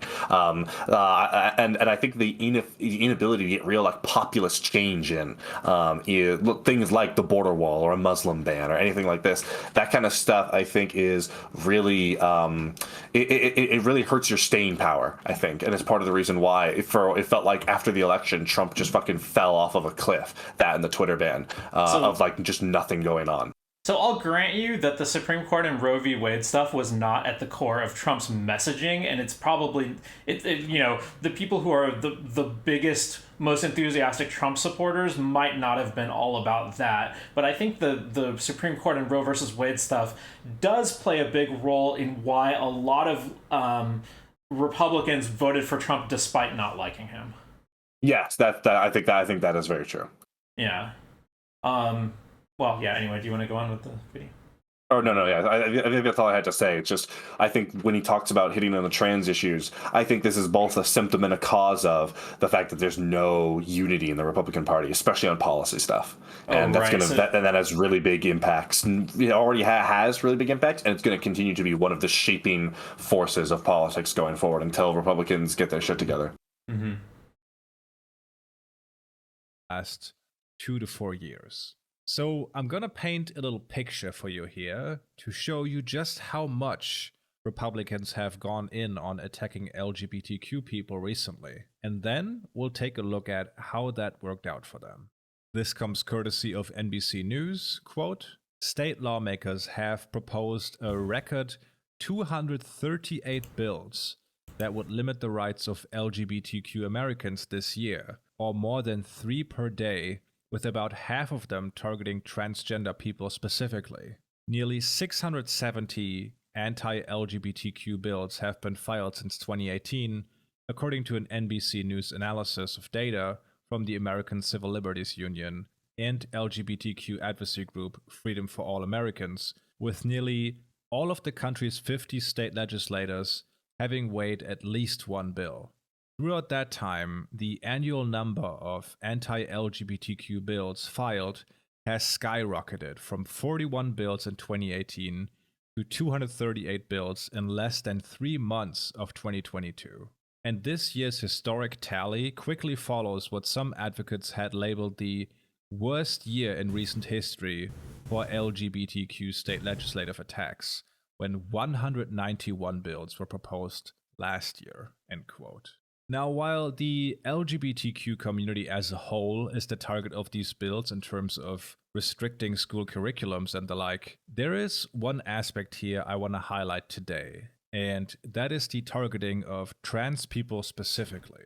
Because while discrimination of gay people under the guise of religious freedom goes back much further than the last 5 years, there is a huge uptick now wrapped up in the panic Republicans want to stir around trans people in sports, which bathrooms they are allowed to use, and more. There is also a specific reason for this, namely that Republican lawmakers believe that demonizing or discriminating against trans people specifically provides an in for them to target the entire LGBTQ community more broadly. It's not like conservatives in the US simply dropped their homophobia when gay marriage became legal with the Supreme Court ruling on Obergefell versus Hodges in 2015. I kind of disagree with that. Yeah, I think a lot of them did. This is sufficient. Yeah, I think, it's funny. Sometimes I'll get into arguments with religious friends where I think you can sort of point to more extreme sects of the same religion and sort of say, don't they in a way have a point that you're not following all the tenets of this religion? And I think there's a similar thing on the right wing. For example, the way that like people like Nick Fuentes will say like, oh, Charlie Kirk, he's cucked because, he doesn't, stand the white race, which we need to protect. He's not a real conservative. And I think that there's a similar thing happening with gay marriage where there is a very homophobic core, or I should say core. There's a very homophobic faction within the right that still viscerally hate gay people. But those people get really angry at like the more centrist mainstream Republicans. Like the way that oh my god. And the more I think about it, like this is a literal argument they'll be like cuck-servatives, or like Stone Toss has this comic where it's like Republicans in 2016, Democrats are the real bigots. Republicans in 2030, Democrats are the real Leninists, right? The idea that like saying Democrats are the real racists is in itself a betrayal of Republican values. No, we shouldn't be using racism like a bad label. We should own the fact that we are racist, because being racist is good. But that's still, and another very interesting thing to observe. But I just don't think it's fair nor accurate to just say that there hasn't been a huge mellowing in terms of like the homophobia in the right. I mean, it's just undoubtable. If you look at the difference between today and 20 years ago, it's just night and day with the way in which Republicans talk about gay people. Not to say that they don't have any mistakes, but Yeah, and like for anybody that doesn't know, I'm gay. Like I can speak to this anecdotally. The way that people talk about homosexuality is just completely night and day different from how it was like 15 or 20 years ago. It's just. I mean, back then, when I was growing up, I think there would have been a realistic case that gay men were one of the most discriminated minorities. And today, like, I just don't feel like that's true almost at all. Like, I mean, I understand there is some hostility towards us, like you said, and there's some portion of the right that continues to to be homophobic. But it used to be that the mainstream of America was homophobic, and now it's like probably not even the mainstream of the Republican Party, and I think the marriage thing seems to have at least coincided with that change, right? Like I can't say for sure that like everybody changed their mind because of the marriage thing, but I don't know. It just Yeah, I mean, you can even look at the way in which people will try to wield like the clips of Obama saying that he believes in marriage between a man and a woman. People would be like, "Oh, so much for your progressive, president." But I think that's evidence of the fact of like even Obama used to be kind of homophobic back in the day, and now it's like unthinkable to think of Obama as being homophobic. That's just evidence of the fact of how much we've changed. And what what Dan here was saying was that they want to use these like trans issues as a wedge to attack LGBT people more broadly. There probably are some people who want to do that, but I think it's like actually not fair to characterize Republicans generally as wanting to do that. I think that is another flashpoint. There are some Republicans and just right-leaning people in general that will talk about like, oh, we need to make the LGB movement, like we need to drop the T, like we need to reform, just be about being lesbians, gays, bisexuals. Isn't that like the TERF thing? Like, doesn't J.K. Rowling stand sort of, it's very related. And then there will be other Republicans who look at that and be like, bro, like gay people are degenerate. Like we shouldn't even be doing that. So I think it's just another flashpoint. But I just don't think it's true, and it feels very unfair to still sort of try and paint all of the right in the same way, to be homophobic in the way that they were in like 2005. Like that's just not accurate. Yeah. By the way, like I don't think this guy is American. I'm pretty sure he's European as well. And he's commenting on American politics. So I'll take a little bit of blame for that, right? Because I'm the one who suggested that we should watch this video about a European, No, it's talking on American. I think 3 hours is pretty popular, so it's still fair game. Yeah, he is. It's just I wonder if he probably really does believe this. I don't think he's like just trying to lie and smear the person. I don't know. But yeah, it does come across as like a pretty unfair characterization to me. The problem they have is that American society as a whole has become overwhelmingly hostile towards the discrimination their base wants to push. According to a poll by PRRI, nearly 80% of Americans support non-discrimination protections for LGBTQ people, with Democrats coming in at 89%, Independents at 82%, and Republicans at 65%. So, what do you do when you have all this homophobia among your base and the religious right, but pushing the legislation they want is so unpopular? You divide. Okay, I don't. This sounds It's- contradictory, doesn't it? Yeah, It's this just sounds like, really self-contradictory. how are you Like going to say that clearly, it's like their base, but yet 65% of their own party disagrees with it? Like, I get that the most hardcore ideologically motivated Republicans probably are among the people that are the most. I don't know. Anyway. yeah, like there is a difference, like you just pointed out, but that difference is still Republicans being 65% in support of non-discrimination laws. So yeah, I feel like he needs to reform his language here a little bit, because he needs to acknowledge the fact that there is like a real cohort. There's a majority of Republicans that seem to be much less homophobic than what he's trying to say all Republicans are. Yeah. And conquer. You pick out one specific target to chip away at that allows you to pay lip service towards the pro-gay stance of American society while still being able to deliver for your homophobic and transphobic base. And that is where the attacks on trans people specifically come from. No, there needs to be a better engagement than the idea that the only reason, or even the primary reason, why Republicans talk about trans people so much is because they're insidiously planning, how can we get the gays? How can we do that? I know, sir. We can divide and conquer. Oh, excellent idea, Mitch. Excellent idea. Yes, let us put this into play. Like, there are some very legitimate reasons why there are so many questions around trans people. Now, I don't think that those questions are correct, right? Like I support trans rights, but it is understandable why a lot of Americans would have questions about this and be a lot further behind the curve as what we would like them to believe on trans issues uniquely, right? Like It's not a nefarious strategy yeah, and there's certainly people that are then nefariously exploiting it. Yes, no doubt. Yes, but it feels like so. It feels like such a cop-out to be like, oh, that's the reason why trans issues are so controversial, is because evil Republicans are using it as a tool. No, the reason why they're controversial is because it is a very novel conception of sex and gender that most people previously did not agree with, many people still do not agree with, and there are legitimate questions and missteps, legitimate questions to be asked and missteps to avoid, right? Like, there are some things that are very popular, in particular the online trans community, that I disagree with. For example, like the merging of sports.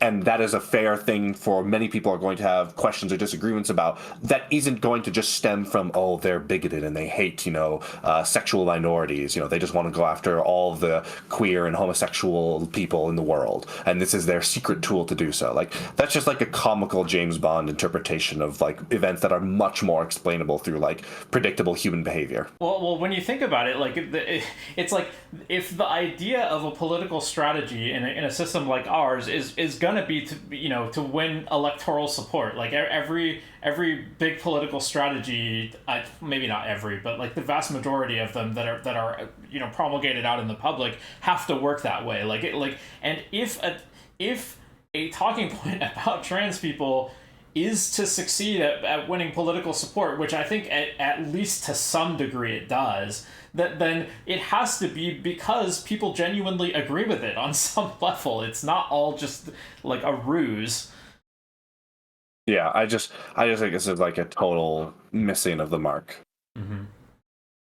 Now, I should say that it's not like gay people don't face similar attacks, like with the Don't Say Gay bill in Florida that could see a teacher, for instance, punished if they tell their students that they have a partner of the same sex. But in the context of the midterms, trans people seem to be the focus of Republicans' ire. This really began in 2016 with North Carolina's bathroom bill. That was the first very high-profile case I can think of. And from there, it just went up and up and up. According to the ACLU in 2018, there were 19 bills of that ilk introduced. 2019 saw 25. That then more than doubled the year later with 60 bills, before doubling again in 2021, reaching 131 bills. This year, 2022, as of October, that number has risen to 155. Now, not all of these passed, luckily, because Republicans aren't in power in every state, but the attempt itself puts a target on trans people's back for sure.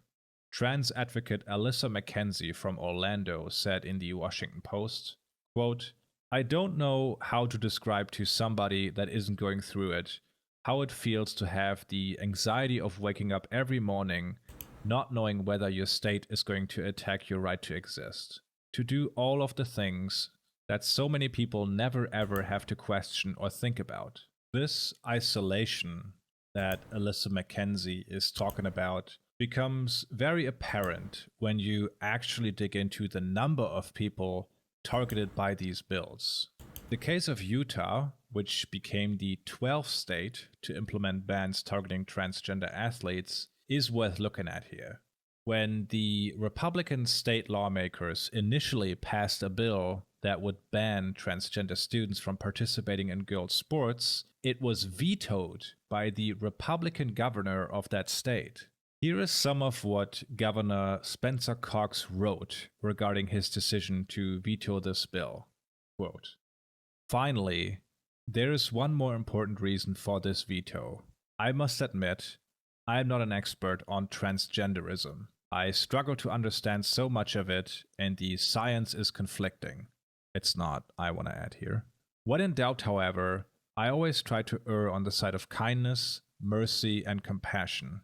I also try to get proximate, and I'm learning so much from our transgender community.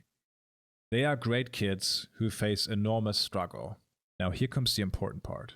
Here are the numbers that have most impacted my decision. 75,000, 4, 86, and 56. 75,000 high school kids participating in high school sports in Utah. 4 transgender kids playing high school sports in Utah. 1 transgender student playing girls' sports. 86% of trans youth reporting suicidality. 56% of trans youth having attempted suicide. 4 kids and only 1 of them playing girls' sports. That is what this is all about. 4 kids who aren't dominating or winning trophies and taking scholarships. 4 kids who are just trying to find some friends and feel like they are part of something. 4 kids trying to get through each day. Rarely has so much fear and anger been directed at so few. I don't understand what they are going through or why they feel the way they do, but I want them to live. Let me pause for a second. Quote.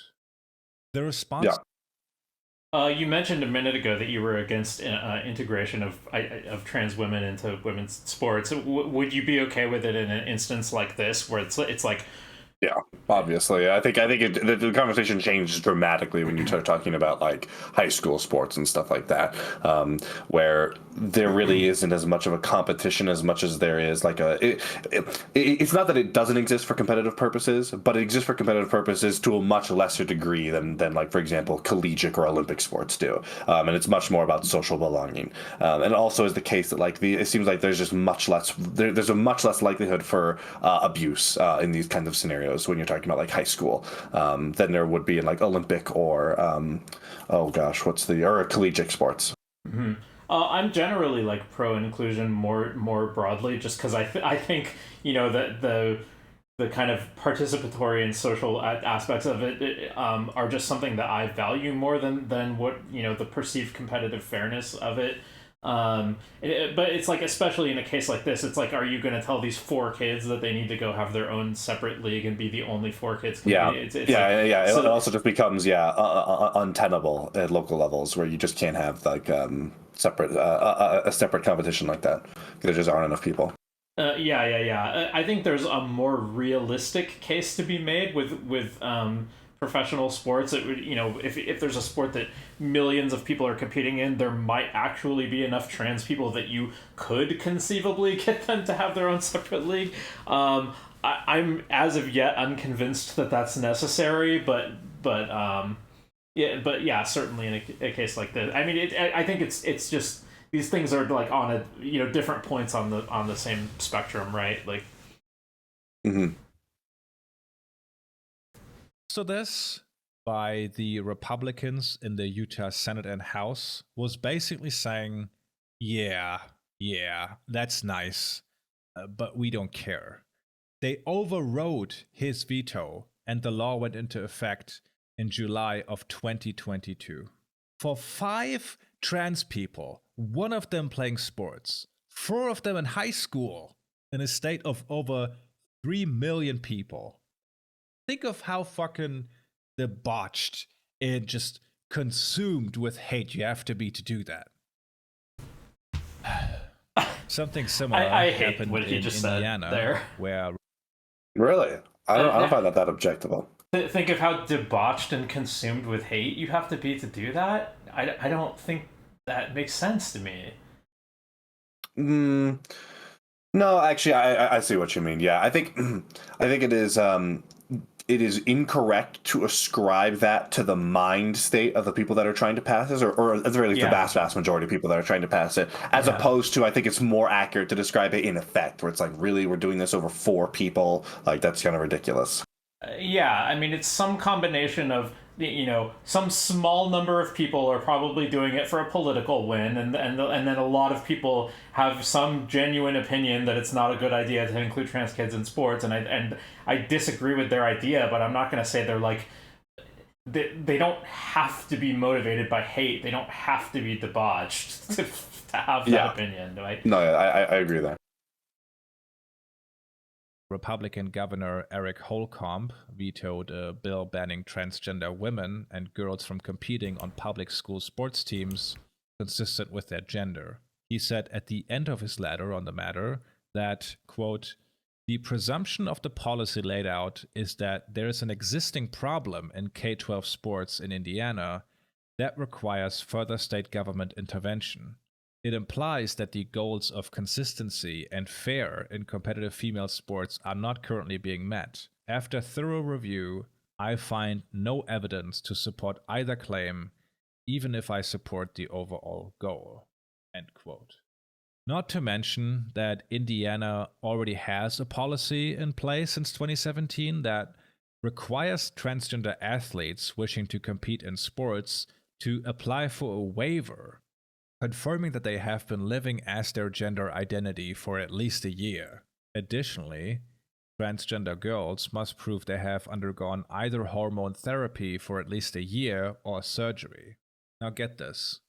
Since 2017, there have been 2 waiver applications. Not 2,000, not 200, not even 20. 2. But, quote, "no evidence," as Eric Holcomb put it, has never stopped the conservative movement as far as I know. And the state Senate and House voted to override that veto as well. That said, banning trans people from participating in sports is just one slice of the broader Republican assault right now. The arguably most alarming type of laws surround trans healthcare. This paragraph comes courtesy of the Washington Post that did a good write-up on this. Quote, "These bills criminalize doctors who provide this highly individualized form of healthcare, which can include medical interventions such as puberty blockers and hormone therapy. They could also punish parents for supporting their kids as they seek treatment." States have also pressured hospitals and clinics that provide gender-affirming care to shutter or stop offering those treatments for trans people, both behind the scenes and through legislation threatening to withhold funding, end quote. The reason why this interference by lawmakers when it comes to healthcare for trans people specifically is so evil is because, again, the people who suffered the brunt of this interference are younger people who are forced to go through puberty by either a lack of healthcare or the treatment they need just outright being banned. And going through puberty and seeing your body change into something that doesn't match your self-image can be very traumatic.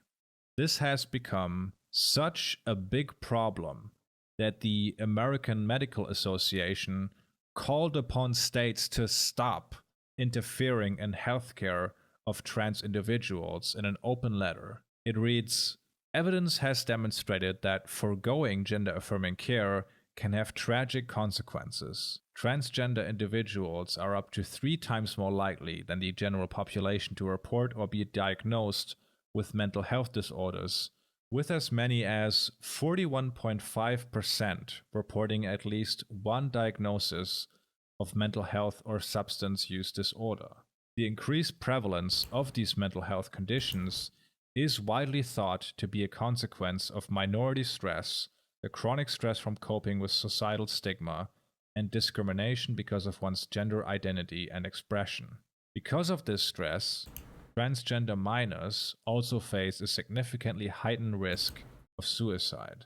Now, it's worth talking about the behind the scenes pressure here that the Washington Post article mentions, because this is something that is way less out in the open than, a bill.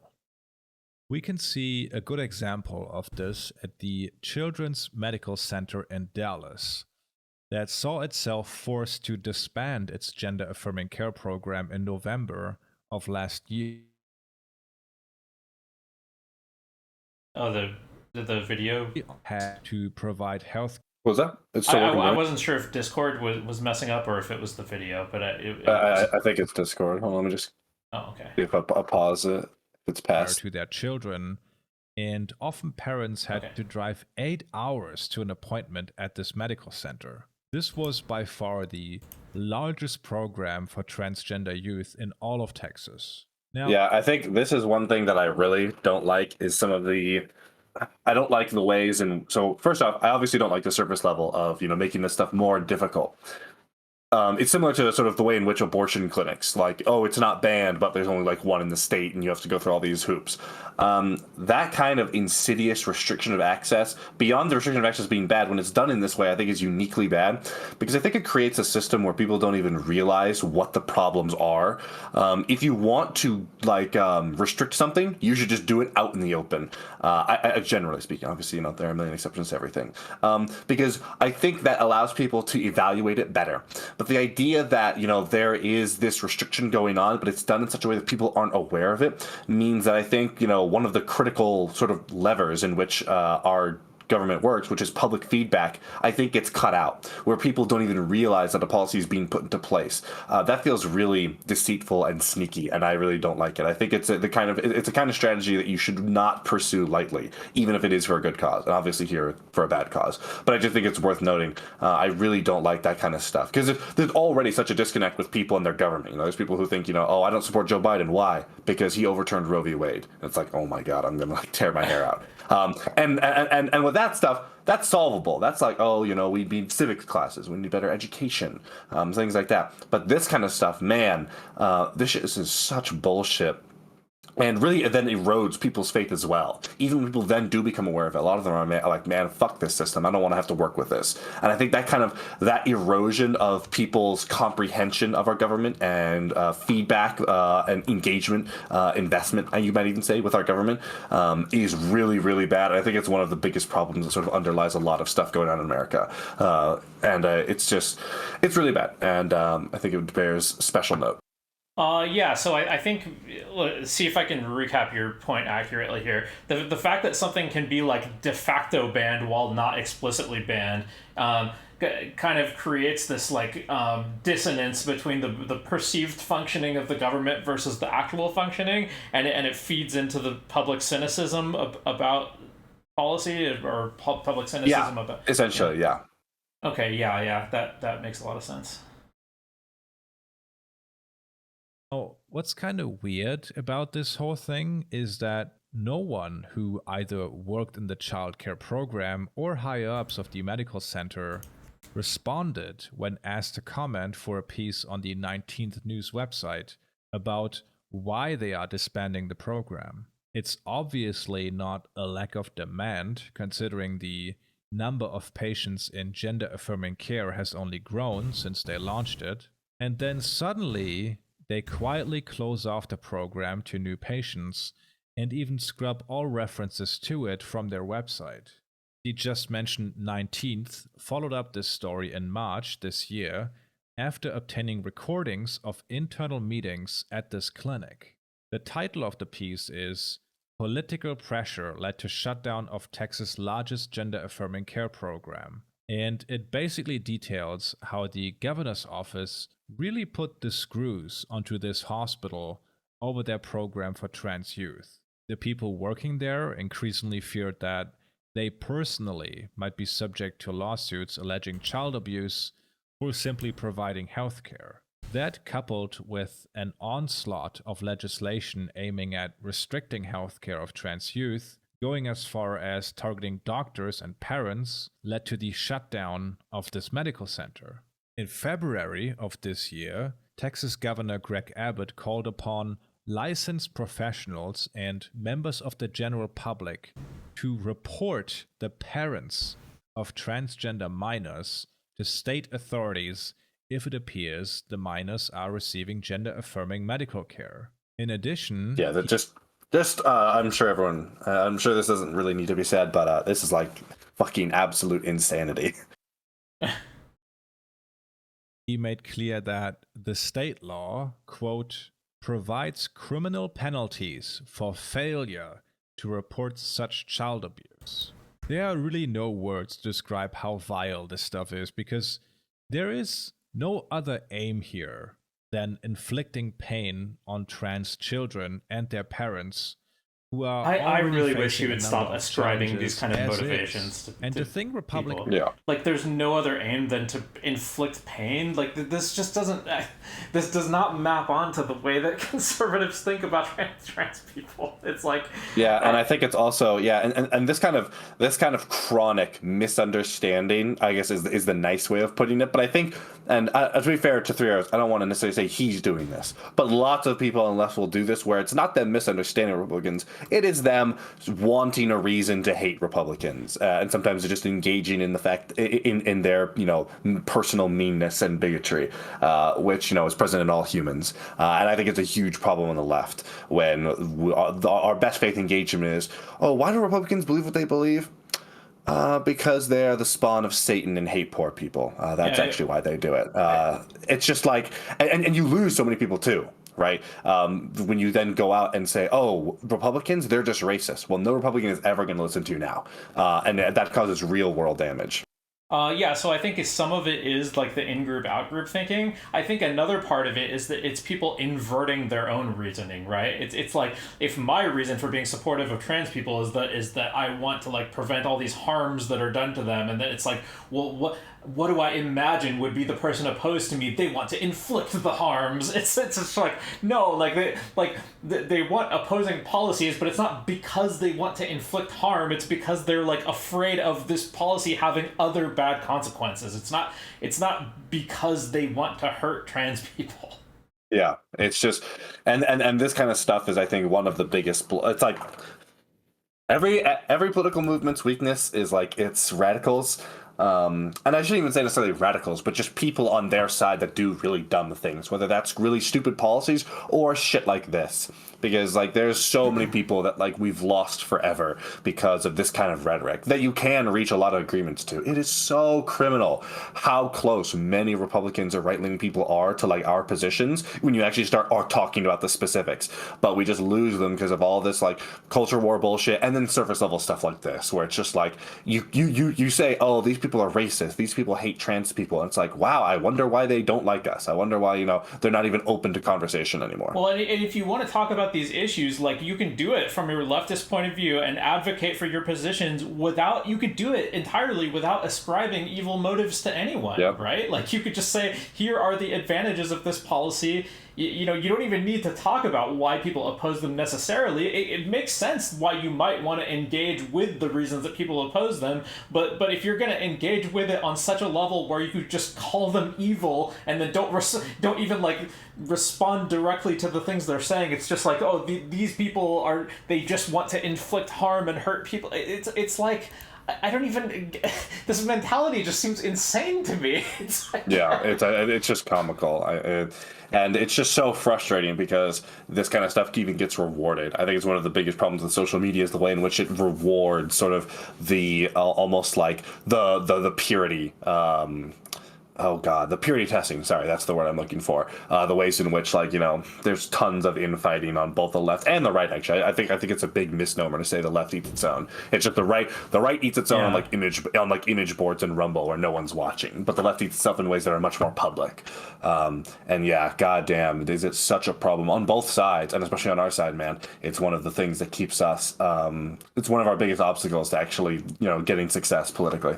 Yeah, one thing that's come up in this conversation that I had a while back with a friend of mine was because the left is so much more into deplatforming than the right is, it actually means that the left is doing a lot of the right's work for them because we're the ones that are like cleaning up their crazies and hiding the you know what I mean? It's like they don't have to police their own side because the left is doing it for them. It's like I wonder if like how many people on the left have considered this idea that they may actually be doing a favor to mainstream conservatives but by railing so hard against against some portions of the conservative movement. I don't know.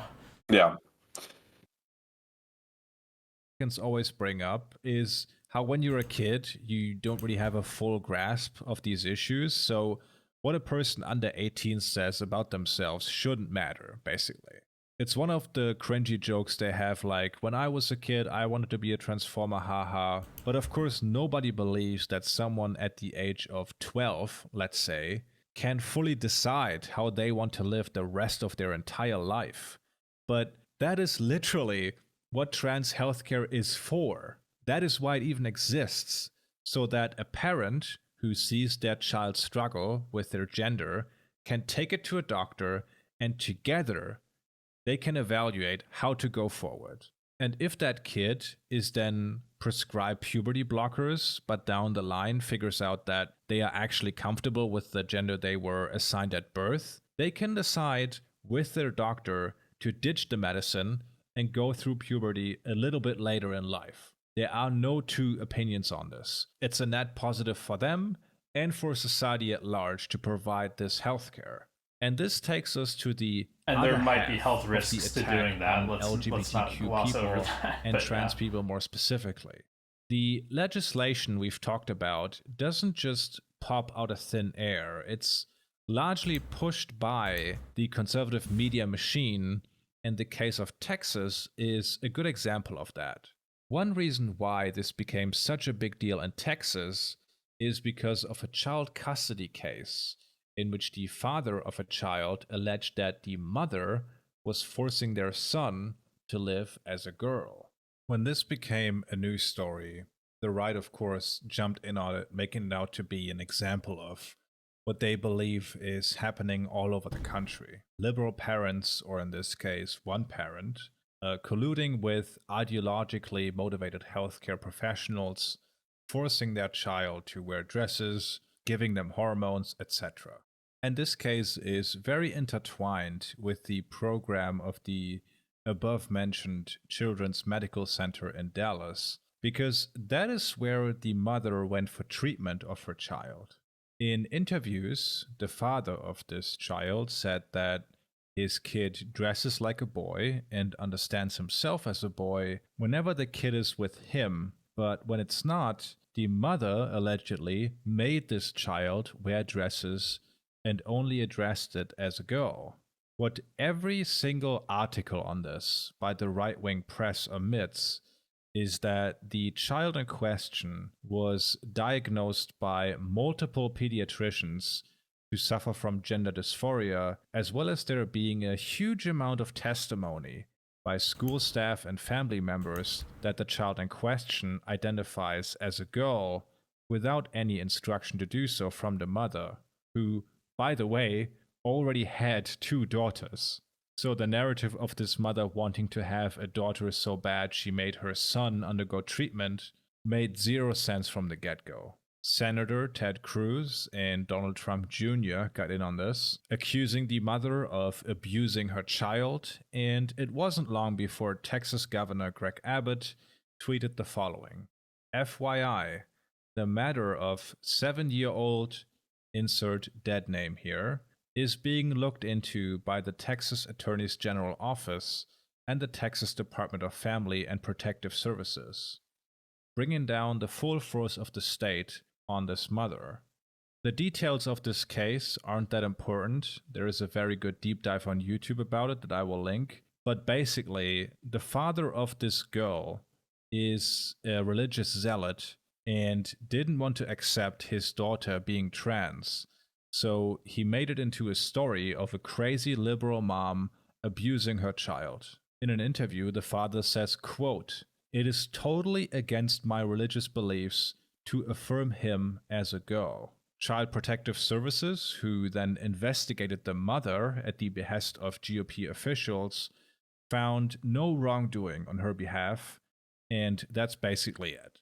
All I can say is that it's incredibly tragic for this young girl who is already in a tough spot given the custody battle to be exploited like this by the right wing to drum up their transphobic base. And exploited for political clout, I should say, since her father then ran for office, plastering pictures of his kid all over his website and using the story for electoral gain. He lost in the primary though, so that's good. What's more interesting about this case to me is how the right-wing media lied about it, and those lies directly leading to the governor's office pressuring the clinic this girl got her treatment at to a degree that it had to shut down its program. Because the other side of the Republican onslaught on trans rights revolves around conservative media. These bills, or the media storm around the custody battle in Texas, don't happen in a vacuum. The dynamic that unfolded in Texas is the current MO of right-wing media outlets, where they take an event that might not even be a local news story and relentlessly hammer it and try to connect it to a broader trend that is supposedly sweeping the country. And the reason why they do this so much is because the hardcore base of the Republicans really loves stories that seem to reaffirm their transphobic beliefs. According to Media Matters, Okay, is that really that much of a novel observation that people like stories that align with their worldview? Yeah. I think this is probably true of all people that have beliefs. Yeah, I do want to comment on that previous story, which if it is as told here, then that does sound really shitty. And that, like, I mean, I think that, you know, the stories like that are exactly the kind of reason why people on the left are in support of trans people getting healthcare, right? It's like, I don't know. I don't even know what else to add about that. It just sounds like a terrible situation for that family to have a kid whose father is rejecting her. Right-leaning Facebook pages earned nearly 2/3 of interactions on posts about trans issues. I would be surprised if the numbers from Fox News don't show a larger demand for stories shitting on trans people compared to other topics. So anything surrounding trans people hugely resonates within the conservative political sphere. Republican lawmakers see that and are increasingly incentivized to push for anti-trans legislation, no matter how nonsensical it is. If there is one person who, due to this insatiable transphobic thirst among the right, was successful in carving out his niche, it's a guy named Matt Walsh. Now, if you don't know who Matt Walsh is, he is someone who, until 2010, I can only assume, hung around under a gas leak until he decided to become a conservative commentator. Now, I don't have kids as of right now, but if I did, I would definitely want to keep them away from this guy, because Matt Walsh seems unable to not talk about children in a very weird way.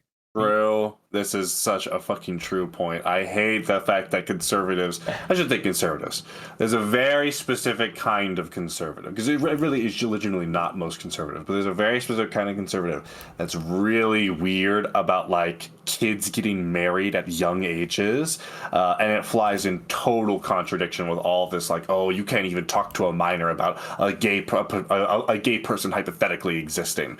I think it was Matt Walsh had something about talking about the real problem isn't isn't pregnancy in children. It's unwed pregnancy in children. If they were just in marriages, then that would be a broken family. All this weird stuff. Plenty of rural Republican states, by the way, that still have really low ages for age of consent or age of marriage, where the judge approves, and will vote down bills that would change that kind of thing. Yeah, that stuff is such complete bullshit, and it deserves way more attention because it flies in direct contradiction with, I think, like the main thrust of attack against like trans people these days. Right. Other thing I want to point out on a similar line is that a lot of times the way that conservatives will talk about this trans stuff is they'll be like, oh, I don't understand why you have to teach gender ideology to kids. It's like as if that's not what they're also doing, right? It's not really that they don't want gender ideology taught to kids. It's that they don't even recognize that what they're doing is a gender ideology as well. And it's like there's a competing gender ideology, basically. Yeah, it's like people who say like, "Oh, I don't like politics in my media," as it's just like a translation for "I don't like politics that I disagree with in my media." Right, but I think it genuinely can be like a failure to recognize what it is, right? Oh yeah, no, sorry, I see what you're saying. Yes, no, I actually do agree. People just don't. People are more aware of the things they don't like being like pieces. People are more hyper aware, and hypercritical of the things they don't like, so it feels out of place, even though it really isn't. Mm-hmm. And then another thing I want to point out is that, like, almost any issue that people moralize eventually turns into what about the children, right? And that, like, this is like you could see this with just tons of like the way that the left talks about climate change. It's like, think about the world that we're leaving to our children, right? So it's not really that far out of the ordinary for people to think like to try to put it in terms of kids, but yeah. About how the age of consent is kind of iffy, or children being sexualized by seeing drag queens, or doctors supposedly mutilating children. Lots of crazy stuff, but what I appreciate about him is that Matt Walsh offers a clear view into the American conservative mind, because he has no filter at all. With him, you get the pure essence of what conservatives believe, stripped of any lip service or moderation to make them seem less crazy. So it runs the gambit from thinking that trans people don't exist, it's all just a mental illness, being against gay marriage, saying that America lost its republic after Reconstruction, believing in the Great Replacement, take your pick. He is the guy who, among the right, made attacking LGBTQ people his claim to fame. Part of that is a documentary he made earlier this year that proposes to simply ask the question, what is a woman? In this documentary, he presents himself as this curious everyman and talks to academics, politicians, and people on the street about what a woman is. And in this documentary, Matt Walsh seems to struggle with a basic concept that most teenagers can understand, namely that while most people are assigned male or female at birth, what makes a woman is largely a collection of social signifiers. Because you have no idea what a person has between their legs when you meet them for the first time, usually. So you go by things like, do they have long hair? What does their voice sound like? What body type do they have? And so on. But there's no biological basis to women typically having long hair or shaving their legs. These are things society has agreed upon to be things women do. What we see as a woman, societally, is a question of language, not so much biology, if you get what I'm saying. It's pretty simple. There are many, many scenes in the documentary worth exploring, but one interaction in particular is very enlightening, and that is when Matt Walsh talks to a social scientist at a university. Walsh asks him, what is the difference between sex and gender? And the response he gets is this long-wielded answer detailing our modern understanding of how sex and gender are intertwined, but that gender is largely a social category. In the documentary, the answer the professor gives is kind of sped up and mashed together, but at the end, Walsh just asks confused, So is there a difference? It's supposed to be this, haha, man, this professor guy surely is boring moment, but really just showcases how inept Matt Walsh is in grappling with these issues. The rest of the documentary is not that I different. will say, I'm sure I probably am going to agree with these if I actually watched like the things he's talking about. But I Mm-hmm. don't like the amount of time he spends just summarizing things, where the summary is, and then they were stupid. Even if they literally were stupid or dumb, I feel like it's kind of like bad form or a little underhanded to spend all this time raking someone over the coals without even actually going over the literal thing itself. That just feels a little like bad. Are you saying that Matt Walsh is doing something bad by doing that, or are you saying that Three Dan is arrows. Dan Three when arrows. he's talking about Matt Walsh is doing that? Okay. Yes, yeah. That when he's talking about Matt Walsh this much, and it's just like, and then he acts really dumb and make all these mistakes. Like, I'm not even necessarily saying that that probably doesn't happen, but I think it's just bad form to spend this much time going over like another piece of media that you've seen, sort of roasting on its mistakes, and not even having that actual media like up on screen. It feels like it feels kind of underhanded. Um, so I haven't seen the entire documentary of What Is a Woman, but I've seen like a big chunk of it. And you know what it reminds me of is like you ever see those memes where there's a little comic strip and then it's like there's like a top row where somebody is just like saying three simple things and they're just walking across, and then there's a bottom row Mhm. where they're like an acrobat doing all this spinning and it's like saying this super complicated position. And the what is a woman thing kind of strikes me as that type of messaging. It's sort of like the way it came across to me was like ridiculing these people for being able to for being unable to provide simple intuitive answers that are going to appeal to a conservative audience. I don't doubt that these criticisms are probably true. I just think it's a little underhanded to have so much time dedicated to just shitting on this thing without even having the thing itself. Yeah, like granted, I think that's probably true. Like just for what it's worth, like the way he's representing it does seem accurate to me. But then also there's this weird thing here where Dan was sort of saying like this guy is just an unfiltered raw like view of what the way conservatives think, and then like 1 minute later he's accusing him of this like slightly deceptive thing. I don't know. It's Yeah. From the typical conservative propaganda pieces out there. One moment where Matt Walsh is talking to a man about hormone blockers is pretty instructive, in my opinion. I have a short clip for you here. And we're believing a pharmaceutical company, Lupron, hormone blockers, reversible, so they say. Well, the truth is that in 2003, Lupron was sued and deemed a criminal enterprise by the US government. They paid the most fine of any pharmaceutical company at that time, $874 million, wrote a check. Is Lupron chemical castration? Yes. This person brings up Okay. That is not enough context to say that they're necessarily lying about this other drug.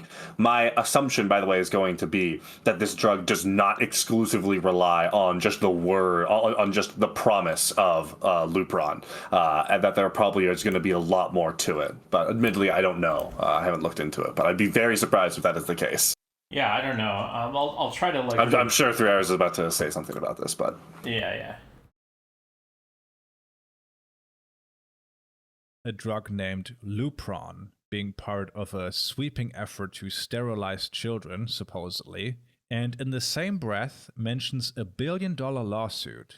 It's not outright said, but the impression the viewer gets is that this lawsuit and Lupron being prescribed to young trans individuals are somehow connected. Otherwise, why would you even bring this up in the same breath? Now, any person who has their senses together will hear this and think, what? That sounds ridiculous. And of course, when you look it up, you find out that not only did they settle this case in 2001, so 21 years ago, but that Nothing grinds my gears more than populists on the right doing the stuff where they're like, you really think we can trust our institutions? What about this horrible thing they did from 20 years ago, 30, 40, 50 years ago? Like, sometimes people will be citing like MK Ultra and like Operation Northwoods for why like the FBI would have gone after Donald Trump. And I just always wanted to ask these people, oh, so you think that the evidence of bad behavior of the FBI in the 60s is evidence of their behavior now? You must be a big fan of institutional racism then. Because if you want to go back to the 60s and look at our law enforcement agencies, I've got lots of evidence of plenty of their explicitly racist policies. So by that same token, you must believe then that, virtually all of the local police departments across America are still racist to this day. FBI, CIA still targeting black people. Oh, no. Never. I mean, that's just ridiculous. Oh my God, I hate that so much. Couldn't you make that same argument in reverse, where you could say like that, like if you want to support an argument about institutional racism by pointing to the American history of racism, which I do, by the way, I agree with that. Then couldn't you say, well, then the history of any institution at least says something about like what we should believe about that institution today? Well, I think the key is it should lead you to believe something about it, but it's going to be a lot less grandiose than the idea that the FBI today is explicitly targeting Donald Trump, or that the FBI today is explicitly targeting black people in the same ways. I think the institutional racism functions a lot differently now than it did in the past. But if you're going to say, I think their claim is such of a different degree that it becomes fundamentally different. They're not just saying, oh, we can, there's something to be gleaned about how our institutions act today based on how they have been acting, but that single events or a pattern of behavior way back in the 60s is evidence of an extreme behavior today. You're going to need, I think, way stronger evidence to prove that, especially when it's in the face of not having any evidence to that theory in the first place. Yeah, I sort of think the point that they're trying to make with that argument is just that they're not morally above it. I mean, I don't know if I would. I don't know. I think that's a pretty strong steel, man, because I don't think because I think they're going way further than that. They're saying, oh, you trust our institutions, bro? Don't you know they faked the Gulf of Tonkin incident in Vietnam? It's like, bro, like if that is going to go to if that is going to be a sufficient character contributor to the character of the FBI for you to make this claim, then then it would have to be the case that all the racism would be even way stronger because we have way bigger evidence. If you want to say, oh, the FBI isn't perfect, that's fine, but I think they're going way further when they try and wield these things. I think what it ultimately has the effect of is them just saying these institutions can't be trusted. They are capable of committing these huge conspiracies against the American people today because they did it in the 60s. Yeah, I mean, I guess it depends, like, how narrow is the point that they're trying to make. Like, because if they're trying to attack, like, a specific agency for things that happened in that agency 70 years ago or whatever, it just doesn't make much sense. But if they're trying to make a broader point about, like, well, people in power tend to work this way and secretive institutions tend to work this way, I think they can do that kind of thing. But you're right, I am steel manning it. It's I don't think they would articulate it the same way, but there's probably some people that are doing that, but I think there's a lot that are just, something CIA bad. Oh my God, so true. Yeah, I mean, I'm sure there are. It's probably even is. Most of the people who are saying that stuff are probably just trying to make some kind of expedient political point against a particular institution that they're trying to attack, right? And in that case, I would agree.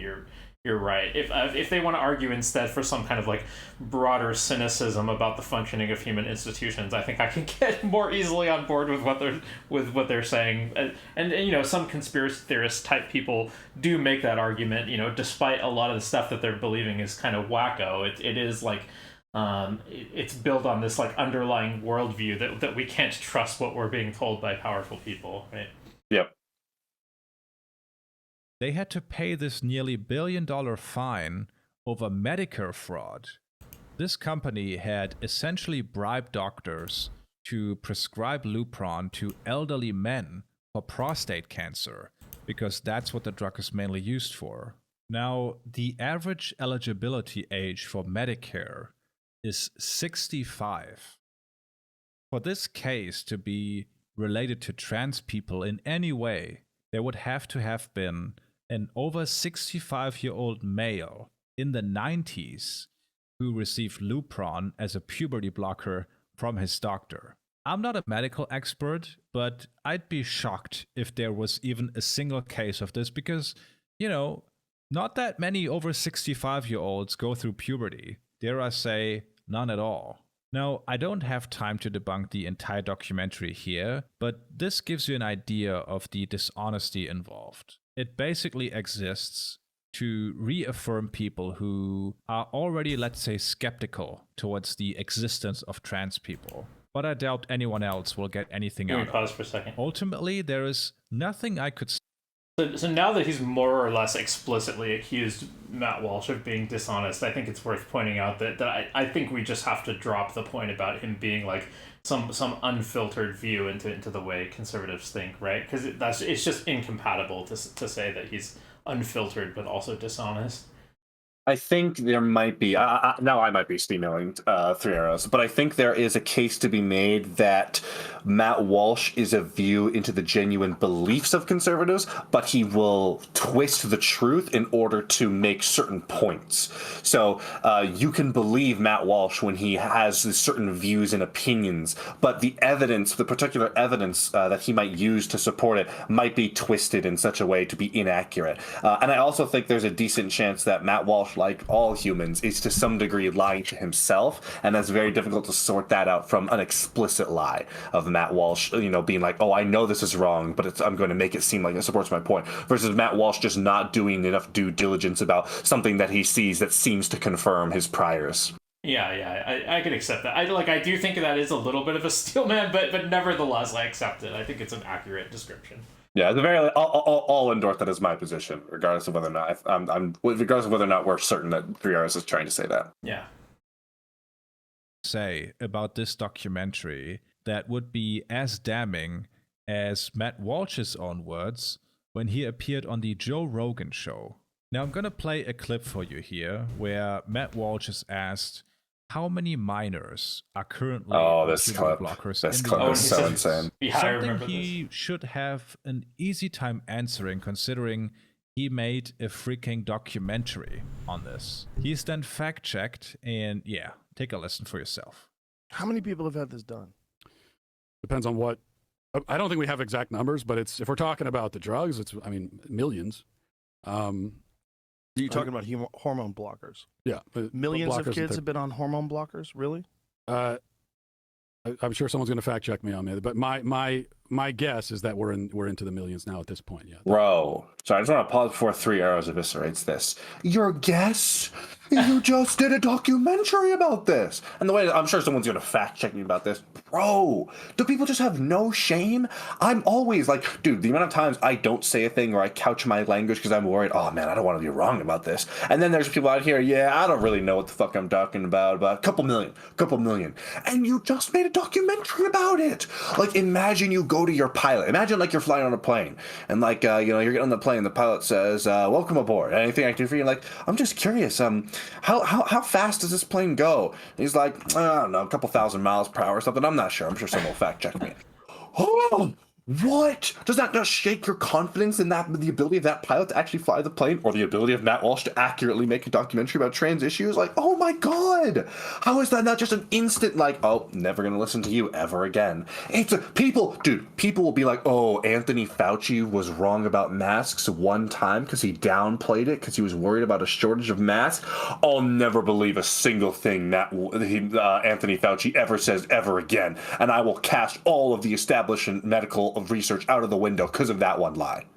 Mm-hmm. Okay, maybe Matt Walsh got this thing just a teensy weensy little bit wrong. Like, oh my god, the double standard is so ridiculous sometimes, man. I think this kind of ties back into a thing that you and I have talked about several times, which is people's reluctance to just say I don't know when they don't. So like, first of all, I have a problem with Matt Walsh not just he kind of halfway did it, right? He sort of did admit that he didn't know. Yeah, it's like that bullshit where it's like blah blah blah blah blah blah blah blah blah, but that's just my opinion. Oh, yeah. So he's kind of hemming and hawing about it, and reluctantly kind of admits that he doesn't know. But then also like you were saying, it seems absurd to me to think that he's genuinely super concerned about this issue of the number of of this happening to kids, and then he's like not even close to the accurate information on it, right? It just seems like if what you are really concerned about is that this is having a really bad effect on kids, you would be, and you're taking it as a big part of your work to expose information about this topic, you would think you would care enough to look into what that information is, but apparently not. Yeah.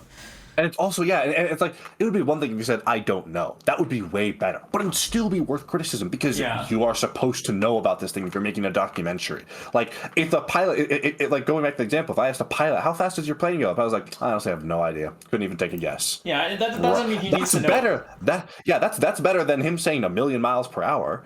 But like, bro, you really should have at least some idea. And that doesn't mean he needs to know everything about this topic. Like, if he gets asked some obscure question, I don't think we need to roast him for not knowing everything. But this is a very basic thing. Yeah, it's like, okay, here you are, drawing tons of public attention to this thing that you think is a serious moral problem, and then the question you're getting asked is like, how big is this problem? And then you just can't answer that, not even with like a.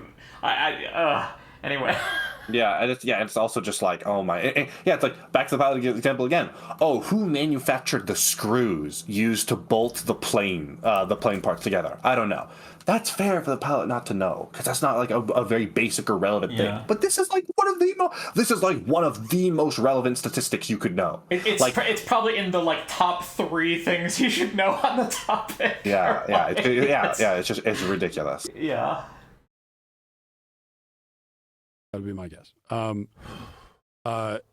I can say for double mastectomies, I read a report recently that there were over 1,000 done between 2016 and 2019, and when you compare that to how many were done between 2008 and 2015, it's a massive increase, and over 1,000 girls had gender affirming double mastectomies in that time frame. And when you say girls, you're talking about prepubescent, right? Minors, and that's just up until 2019, and then we know that there's been this exponential increase with all this stuff year over year. So it's when someone says we just know, that's a good chance they don't know. I'm just going to give that tip for free to everyone listening. Yeah, it's too many. Having this happen. I'll grant him that the number probably has increased over time, right? But also, like, he went from millions to at least 1,000. One kid is way too many. It's a lot more than one. Yeah, look, if you're an adult and you want to do that, and you understand who you are and what you are, and this is how you feel you should progress, you're an adult. This is a free country. You should be able to do whatever you want. But when you're talking about doing that to children, the fact that so many people are on board and so many people are angry, if you have, people are going to be angry at us that we're having these conversations. Yeah, they will be. And I also, I actually think that that this shouldn't be happening to a very small number. That's right. It says over the last 5 years, there were at least 4,780 adolescents who started puberty blockers and had a prior gender dysphoria diagnosis. Millions to 4,000. He was close. He was in the ballpark. Come on now. Kind of undercounted, but that would be a big undercounting. Less than 1,000 people a year. Yeah. Yeah, I mean, I would. Yeah. What? I can't believe this motherfucker. I guess hundreds of thousands. Undercounted by a factor of 300. Hold on. I just want to make sure I'm not mishearing. Hold on. That would be a big undercounting. Less than 1,000 gonna rewind people a year. Yeah. Yeah, I mean, I would guess hundreds of thousands at this, but I could be. Based on what? Here's this little guess I'll put out there. I'd guess that Matt Walsh has raped hundreds of people. But I could be wrong. I could be wrong about that, but I would just guess. Like, are you kidding me? Confronted with the actual evidence of the county. And by the way, what is the explanation that these medical procedures are just being like black booked, like random fucking like healthcare centers in like a town of like a couple 100,000 people are just like, yeah, burn this number, burn this book. Like let's just like there's just this mass fraud. And by the way, sorry, let me clarify. Just a couple. No, in order for it to be undercounted, a couple 100,000 to 4,000. That would have to be everywhere. It'd be like 100 to 1 fact. It would have to be that 99% of the cases are being hidden or something. Yeah, like oh my god, it just makes literally no sense. And just throws it out there, I guess, bro. Oh my god, and it's just and that's the thing that people are gonna remember. Like I bet if you went and asked Matt Walsh fans how many people do you think are on hormone blockers in America, they're gonna give you a number that's way closer to the number that Matt is putting out there. That's total bullshit. When he should know better. When he probably on some level does know better. It's gonna be way closer to that number than the actual one. Yeah. Oh, people just have no shame. People have no shame. It's ridiculous. Million sounds great. Yeah, I could be wrong. Yeah. The Media Matters will have fun with that clip. Yeah. Matt Walsh. Media Matters will have fun with that clip. Bro, you're wrong. You're literally wrong. Like, imagine I go murder someone. Imagine I go shoot someone in the head. I'm like, police are going to have fun with that one. Bro, they're right. They're correct. They are not going to have fun with it. They're going to do the correct thing and point out that you were wrong. You were hugely wrong. You weren't a little bit wrong. You were massively wrong. That's something you're supposed to know. And then when you were confronted with that, you went, yeah, I bet I'm still right, though. What?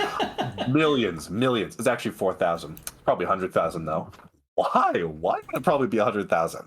Oh my lord! It's just unbelievable. It's just unbelievable. And by the way, this is the person Ben Shapiro's like, oh yeah, we need this person. We definitely, dude. Oh my god, Ben Shapiro is so close to being like a beacon of like, you know what? Agree to disagree on the right. Of like, oh, I agree to disagree with Ben Shapiro, but he's not a crazy person, right? He's not a horrible person.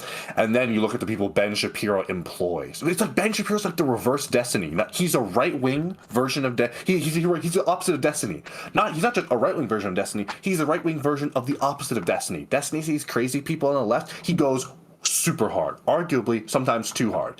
Then Ben Shapiro sees some crazy person on the right. They're like, how can I get this person a job? Destiny associates with plenty of crazy people, though. Let's not absolve him of that. Well, yeah, he associates with them, but like he doesn't. Destiny's not employing these people. Destiny doesn't talk about like I don't know how much you followed the Steven Crowder versus Daily Wire fiasco. A little bit. Like, Ben Shapiro's talking about. I think Steven Crowder's a great guy. He's a smart guy. He's a funny guy. And then you go look at like, I don't know if you've seen the famous clip of Steven Crowder where he's doing like a racist Asian caricature. Like he's wearing like a geisha uniform with big like fake buck teeth. It's like, wow, Ben Shapiro, this guy is such a great asset to the right. Thank you.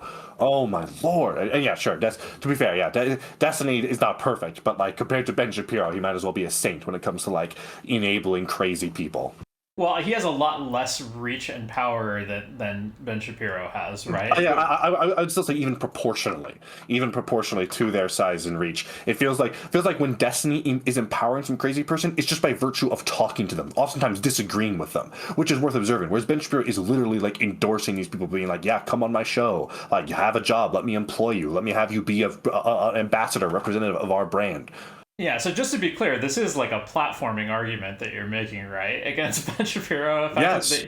Yes. If Ben Shapiro was like a newest member of the Daily Wire, Richard Spencer and Nick Fuentes here to talk about why Jews are the problem, I would be like, Ben Shapiro, you bear some responsibility for this. Okay? Yeah, whereas Destiny literally has platformed Nick Fuentes and Richard Spencer. Yes, well, yeah, but to be clear, I wouldn't hold that same argument as Ben Shapiro if Ben Shapiro did what Destiny does and would argue with them, right? And would like have a debate with Nick Fuentes or have Nick Fuentes on to disagree with him.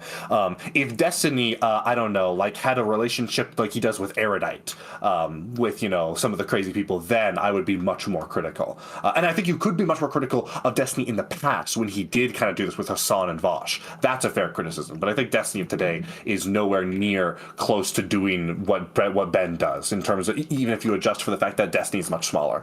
I think it's not that different. It's like the way I perceive it is sort of like Ben Shapiro employs the people that he thinks it's the best business decision to employ, and like the people that will make the best content. And I think that's just Destiny. I think is like content brained plus interested in crazy people. So I don't think you can. I don't think you can separate working at the Daily Wire, being part of the Daily Wire. I don't think you can disentangle that from, on some level, an endorsement, because it isn't the case. Because it isn't the case that Ben Shapiro employs anyone. Ben Shapiro doesn't employ left-wing people at the Daily Wire. He also doesn't employ explicit Nazis. So it seems untenable, the idea that like, oh, Ben Shapiro vehemently disagrees with Ben Shapiro employing them is on some level an endorsement. It might not be a full-throated endorsement. Ben Shapiro, I'm sure, has things he disagrees with Matt Walsh about, but it is a significant endorsement. And I think doing that for a crazy person is incredibly irresponsible, even separate, I think, from the platforming. Like, I think I would probably have, I would have less of a problem, but I'd still have a significant problem if Matt Walsh didn't work at the Daily Wire, but Ben still talked publicly about Matt Walsh as positively as he does now. I will grant you that employing somebody is definitely a form of endorsement that goes beyond just platforming him. But I think also what really matters the most about this is the way that the audience engages with it, right? Like that's what matters to the question of whether this person is being endorsed or platformed, and the way that the audience perceives it, I think is not that different versus, you know, based on whether they're employed behind the scenes versus whether they're just platformed a lot. Maybe, I don't know. I think there would be a big disagreement if I polled Ben Shapiro fans about how they feel about Matt Walsh versus if I polled, you know, Destiny fans about how they feel about, I don't know, like Nick Fuentes or some suitably other crazy person. Because to be fair, Matt Walsh isn't as crazy as Nick Fuentes. Although he is, you know, out there. He's definitely that shit. And also dumb as a rock, as we've just seen. Holy shit. Yeah, the reason that I perceive that difference to be the case, though, that you were pointing out between Ben Shapiro and Destiny, that I think Destiny's like a little more indiscriminate about who he's willing to platform and bring onto his stream, right? So he'll I feel like that almost changes the candor of it. Destiny will talk to anyone, so talking to Destiny, like that doesn't mean anything about how Destiny feels about you. But working at the Daily Wire like means something, and so then you have to be, I think, more careful with it. Yeah. So for people who perceive that difference, who are like the biggest fans of Destiny and understand that he'll just talk to anybody, and it doesn't, you know. Somebody going on Destiny's stream doesn't mean that they're being endorsed, versus somebody who's like a big fan of the Daily Wire and understands that kind of employment constitutes an endorsement. I'll grant you that for some portion of the audience, like that will matter. I'm not sure that matters to a casual viewer. Mm-hmm. Yeah, we'll see. That's actually a fair point. I think I would need to. I guess the funny thing would be if Destiny does end up doing this media company thing, we can see how that turns out and who he starts to employ there. Mm-hmm. Claims it most. Okay, let's go through this because this is just amazing that this guy who has made a name for himself as the right wing's top psychopath on transgender issues is off by a factor of 1,000 when asked the most basic question you could think of. Oops. Imagine me going on the Joe Rogan show after I made a documentary called What is a Tiger? And when I'm asked how many tigers are left in the world, I go like, oh, you know, my guess is a couple of millions. And then when I'm fact-checked to my face and told the number of tigers is roughly 4,000, I go, yeah, probably in the hundreds of thousands. It's like, dude, you just guessed millions. What are you even talking about? This is so embarrassing. I would consider, you know, drastic measures if this ever happened to me. Getting exposed as such a dumbass to millions of people. And yeah, Media Matters should have a field day with this because you're full of shit, Matt Walsh. Just incredible. And one thing I don't want to let slide because Joe Rogan, frankly, is too stupid to be trusted with an issue like this. The vast. No, come on now. That is a very dumb way of putting it. You might say that Joe Rogan does not have the experience, right, or not the technical knowledge. But I actually don't think that Joe Rogan is like a fundamentally stupid person. I think he's uninformed, and I think he's gone down some very bad rabbit holes that anyone could fall down to. But I don't think that's I don't think that's a good faith criticism of the problems with Joe Rogan. It's just, oh, he's dumb. He's dumb. No, that's you not also right. don't need to be super smart to be a good interviewer. Yeah, exactly. Majority of trans men, if they get mastectomies, aka top surgery, get it over the age of 18. The reason for that is that the body is still growing, and getting this kind of surgery can be more complicated if your breasts are still in the process of forming. If you are below that age, let's say 16 or 17, there are a bunch of hurdles like consent of both parents, mental evaluation, and a team of doctors determining that it would be more dangerous to wait for this procedure than performing the procedure itself. It's much, much harder to get than Matt Walsh makes it out to be. Anyway, of course, this documentary is a huge success among the right, confirming all their beliefs about kooky liberals not even having a concept of what a woman is. Congress people mention it on the House floor in a positive way. It makes waves beyond the conservative sphere, as Matt Walsh is invited onto Bill Can we Maher. pause for a second? He and his documentary even...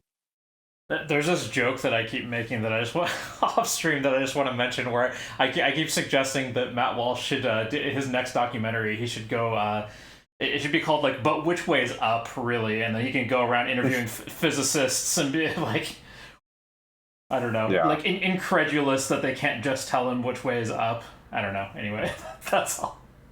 Get a fawning write-up in one of Germany's largest newspapers called Die Welt, calling him a conservative Michael Moore. So from their perspective, this he is a conservative Michael Moore because he's a dumbass. A huge success. Now, Republican lawmakers and strategists see how much trans issues resonate among their base and conservatives more broadly, and tell themselves, hell yeah, this is how we're gonna win the midterms.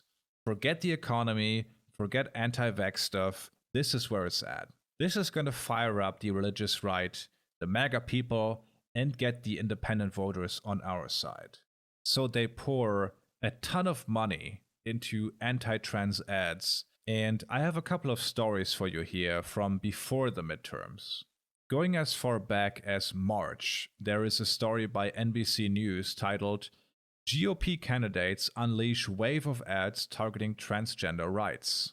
It reads, 2 leading Republican Senate hopefuls in Pennsylvania are savaging each other in TV ads over who supported transgender surgery more. In Missouri, another GOP candidate for Senate surged when she criticized transgender swimmer Leah Thomas in a commercial. And in Alabama, a charter school for transgender kids has been invoked in ads as an issue in the Republican primary for governor.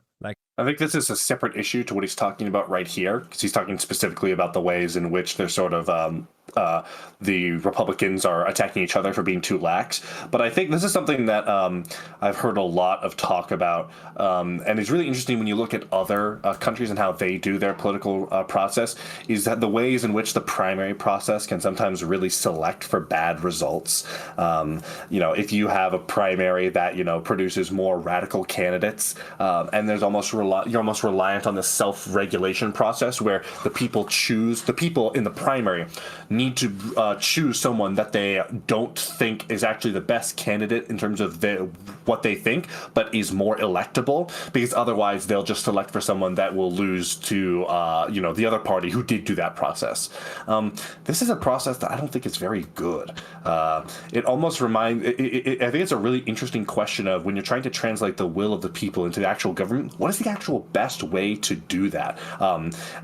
Just a primary that just selects for the most radicals and ends up with coalition governments, for example, that can't agree on anything. That's not. I don't know if that is necessarily better or inferior to, for example, the smoke-filled back rooms that used to be the case, or it used to be the case in America that, who's going to be the Democratic nominee? Well, it's going to be a bunch of big fat cats in suits from the DNC choosing. It didn't used to be the case that you would actually vote for that. In Canada, it's still the case that if you want to choose who's going to be the leader of the Liberal Party, you want Justin Trudeau out, but you still support the Liberal Party, you have to be a dues-paying, card-carrying member of the Liberal Party. You don't get to just vote on that by virtue of being a citizen.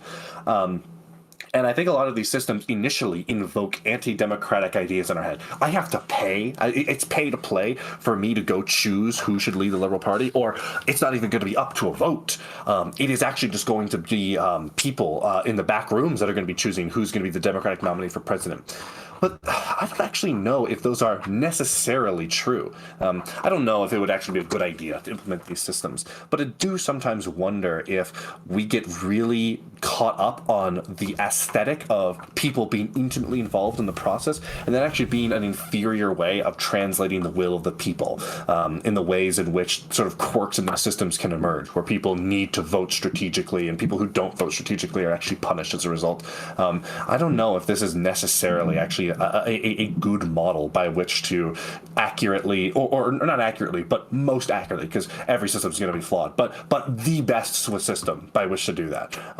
It's just something interesting I've been thinking about recently. Although admittedly, there's no point, since we're never going to change this kind of system anytime soon. Well, I don't know. I mean, we have in California, where I live, we have what's called jungle primaries for our the Senate elections. Yeah. And I do think this is better than the way that party primaries are normally done. So for anybody that's not familiar, what it is like a jungle primary is where the parties don't do their own separate primaries. Like when we want to have a new senator in California, what we do is everybody, all the Senate candidates from every party are all together in the same primary. And then the primary is basically just the top 2 vote getters from the primary advance to the general election. And California is pretty democratic, so like there's a strong chance that we're just going to end up with 2 different Democrats. But nevertheless, it at least means that Republicans get to participate in the primary. They get to choose the Democrat that they think is less bad for them. And so if you want candidates that are more representative of the state as a whole, and to discourage that kind of like strategic primary voting, then the system that we have does work better for that. And also it is more inclusive and theoretically more democratic. Mm-hmm. Yeah. Never before, Republicans in primaries across the country have made attacking transgender rights central to their paid media campaigns and stump speeches, focusing on issues of education, gender transitioning, and sports, according to the ad tracking firm AdImpact. Further down in the article, they interview a Republican consultant, and this is really funny and provides an insight into their rationale. This guy says, voters overall are nowhere near Democrats on this, and the hard woke left. There is a biological difference between men and women. Once in a while, you find an issue that is your opponent's Achilles heel, where they are way over their skis. Bro, what the fuck was that pronunciation? Sorry. Jesus Christ. Achilles heel? Achilles? Oh my god. Democrats are stuck on this, because if they step out of line, they get smacked as transphobic. Keep this guy in mind for later when we discuss the election results. This article mentions $4.5 million in ads targeting transgender rights, which isn't that much money in the grand scheme of things, but that number only increased from when this NBC piece was published. In May, reported by he's USA doing the Today, thing that Matt Walsh is. Republicans see anti-trans bills as key to midterm victory. September of 2022, also by NBC News, conservative group releases anti-transgender political ads in Michigan. The byline being, American Principles Project announced that it will spend millions in battleground states to expose Democrats' transgender radicalism. October 10th in Bloomberg, GOP looks to fire up base with attacks on transgender rights.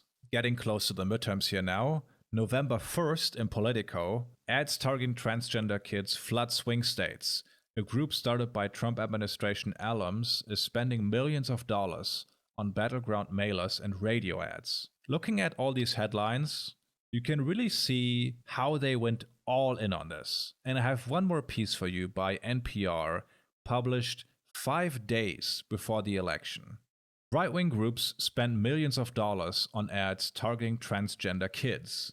Ahead of Election Day in the high-stakes 2022 midterm elections, right-wing groups have spent tens of millions of dollars on anti-transgender ads in battleground states. The narrator of an America First legal radio ad accuses President Biden of pushing children to take cross-sex hormones medication and get gender-affirming surgery. The Biden administration is pushing radical gender experiments on children, changing their names, clothes, identities, and bodies, the narrator says. They want boys in our daughters' bathrooms and sports teams.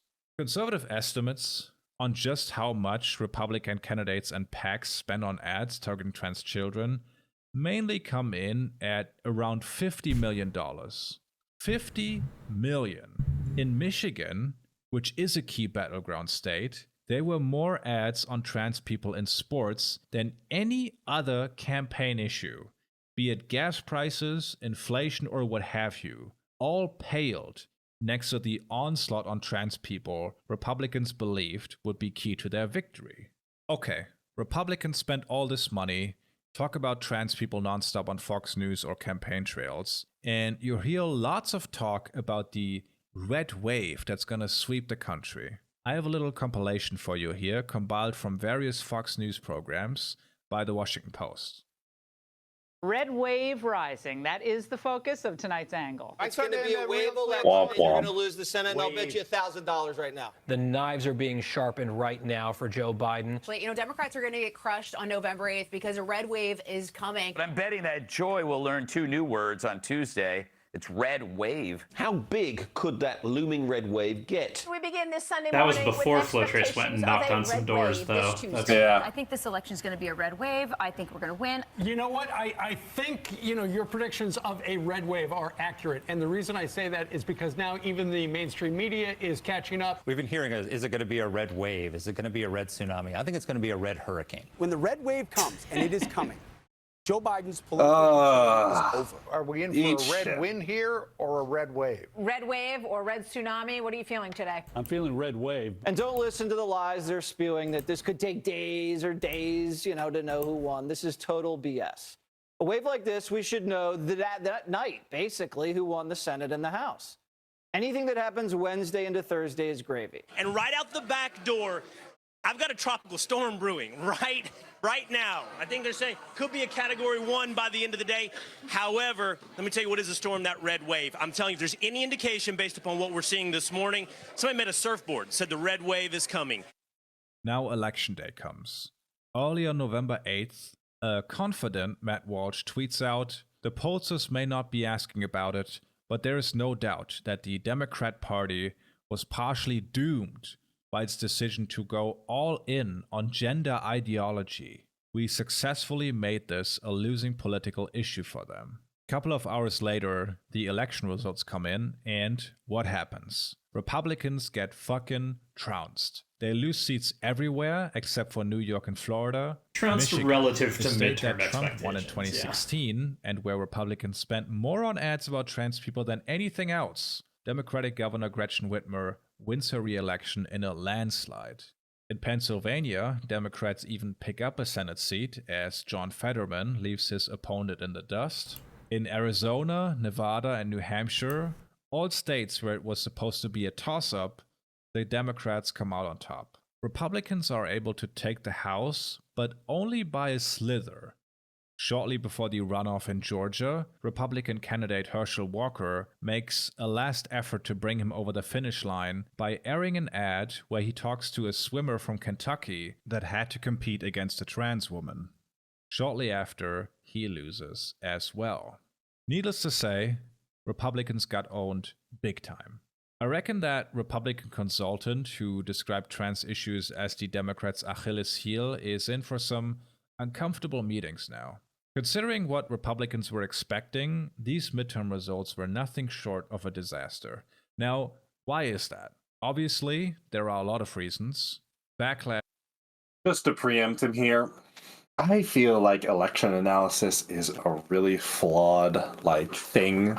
It feels really difficult to actually come to any certain conclusions about exactly what the factors were, because it's so hard to actually get data as to why people voted. Because even when you ask people, sometimes they're not going to tell you the actual truth. So I'm curious if my prior going into this video, now that we finally reached, I think the meat of it, it was going to be that I think it was going to be an overemphasis, or rather an unjustified emphasis on the Republican failures on the focusing on trans issues, when I really don't think if we actually know that. But I'll be curious to see if that actually is the case. Yeah, I mean, I do think it's fair to say that the trans issue was not the Democrats' Achilles heel. It didn't, sink the Democrats. That's fine. But yeah, there's obviously lots of other issues going on, and like you said, I think this is an overemphasis on that issue at the expense of several others that are at least as plausibly explanatory. From overturning Roe v. Wade is probably the single biggest reason behind their defeat. But there's also a point to be made regarding Republicans hammering trans issues prior to this election. Turns out their base is so far to the right, so far removed from the average person, that a lot of people were just put off by their messaging. They saw Matt Walsh's nonstop rambling about children's genitals and thought, "Get away from me, you creepy weirdo." All while Democrats... Did they? Is that actually what they felt? I mean, even within that idea, there could still, or even within the idea that trans issues were an Achilles heel for the Republicans, it could just be the case that they felt the same way the governor of Utah did, that this is really mean-spirited focus on just a couple kids that really doesn't have that much of an impact. I'd be very surprised if the average voter feels like Republicans are weird sexually around kids, and this is emphasized by their focus on trans kids. That just doesn't seem very likely to me, and I haven't seen any evidence for it, which really should be on you to present, Mr. Three Arrows. I think you could have a voter who is anti-trans, but yet also thinks Matt Walsh is a creepy weirdo for his preoccupation with the issue. It doesn't track to me that somebody thinking Matt Walsh is creepy is going to be a huge explanatory factor in the election outcomes. I mean, it could have some role in it, maybe, but didn't run any ads talking about trans issues. So it's not even like Democratic messaging was just more convincing on this, but that Republican messaging was just so off-putting to the people in the middle. And I don't want to pretend that every independent voter is a strong supporter of trans rights, of course, but the hysteria created by Republicans around trans people existing in society did not do anything for them. Republicans were just too weird and creepy around this issue for the majority of voters. And I think that is a reason to be optimistic. The same election saw a number of LGBTQ candidates winning for the first time in some states, and in general I think we can see this election result as a big rebuke of Republican anti-LGBTQ efforts. And this is where I was initially gonna end the show today, leaving on a positive note at least once in a while. But then something happened that casts all of this in a different... where a gunman shot 5 people at an LGBTQ club. And this is really just part of the trajectory we have talked about so far. And I'm going to show you how using Matt Walsh as an example. After the Republicans fell short in the midterms, there was this very brief moment where they were kind of just stun-locked, looking at themselves and asking what went wrong here, looking at themselves and asking what went wrong. Matt Walsh tweeted on November 9th, "Most Americans are widely dissatisfied with the direction of the country, but Republicans weren't able to harness that dissatisfaction. That speaks to a party without any kind of coherent or compelling national message. We need new leadership top to bottom." Really funny seeing Matt Walsh demand new leadership when, dude, that was you. You massively contributed to making anti-trans hysteria the Republicans' national message. Okay, so it's right after the midterms, and you see some analysts go the typical route of saying, you know, the Republicans really got to take a look at themselves and moderate and get back to kitchen table issues, blah, blah, blah, as if that was ever going to happen. And this is where those people have it backwards. Republicans didn't just run an anti-LGBTQ campaign because they thought this would be a winning issue, but because they genuinely believe this stuff. The topics they focus on stem out of bigotry more than anything else. This is a genuine campaign of, I don't know how else to put it, extermination. They want LGBTQ people, and trans people above all, to be removed from society. Their focus is not a strictly political calculation.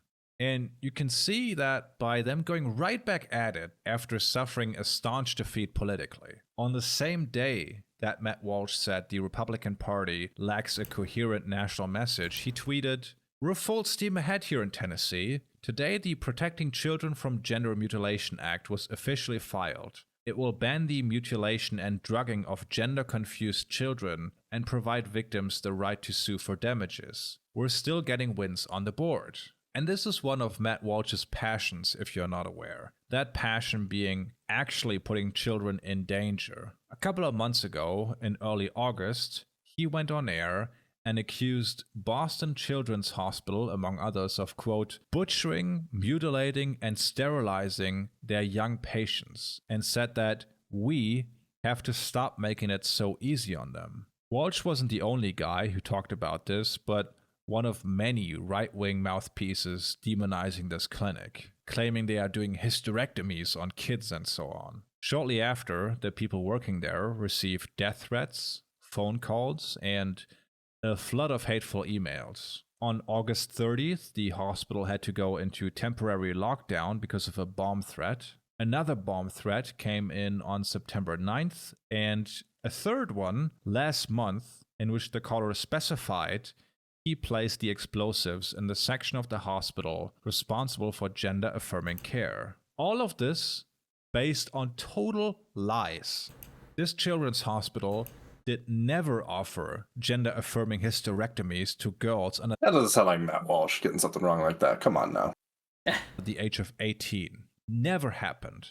This alone would be awful enough, but shortly after his first accusation in August, he leveled similar accusations at the Vanderbilt Medical Center in Nashville, Tennessee. Walsh called out doctors by name on his show and said they castrate, drug, and mutilate children to make money. This got gobbled up and spread around the right-wing political sphere, and it wasn't long until Tennessee Governor Bill Lee and other Republicans in the state called for an investigation into the clinic. Walsh supposedly met with Tennessee lawmakers about a bill that would force it to shut down. Same spiel as in Boston, tons of death threats against doctors or other people working at the clinic. And on October 7th, 2022, Vanderbilt Medical Center announced that it would pause gender-affirming surgeries for minors. And that word minors can be misleading because since 2018, this clinic had performed 5 such surgeries annually.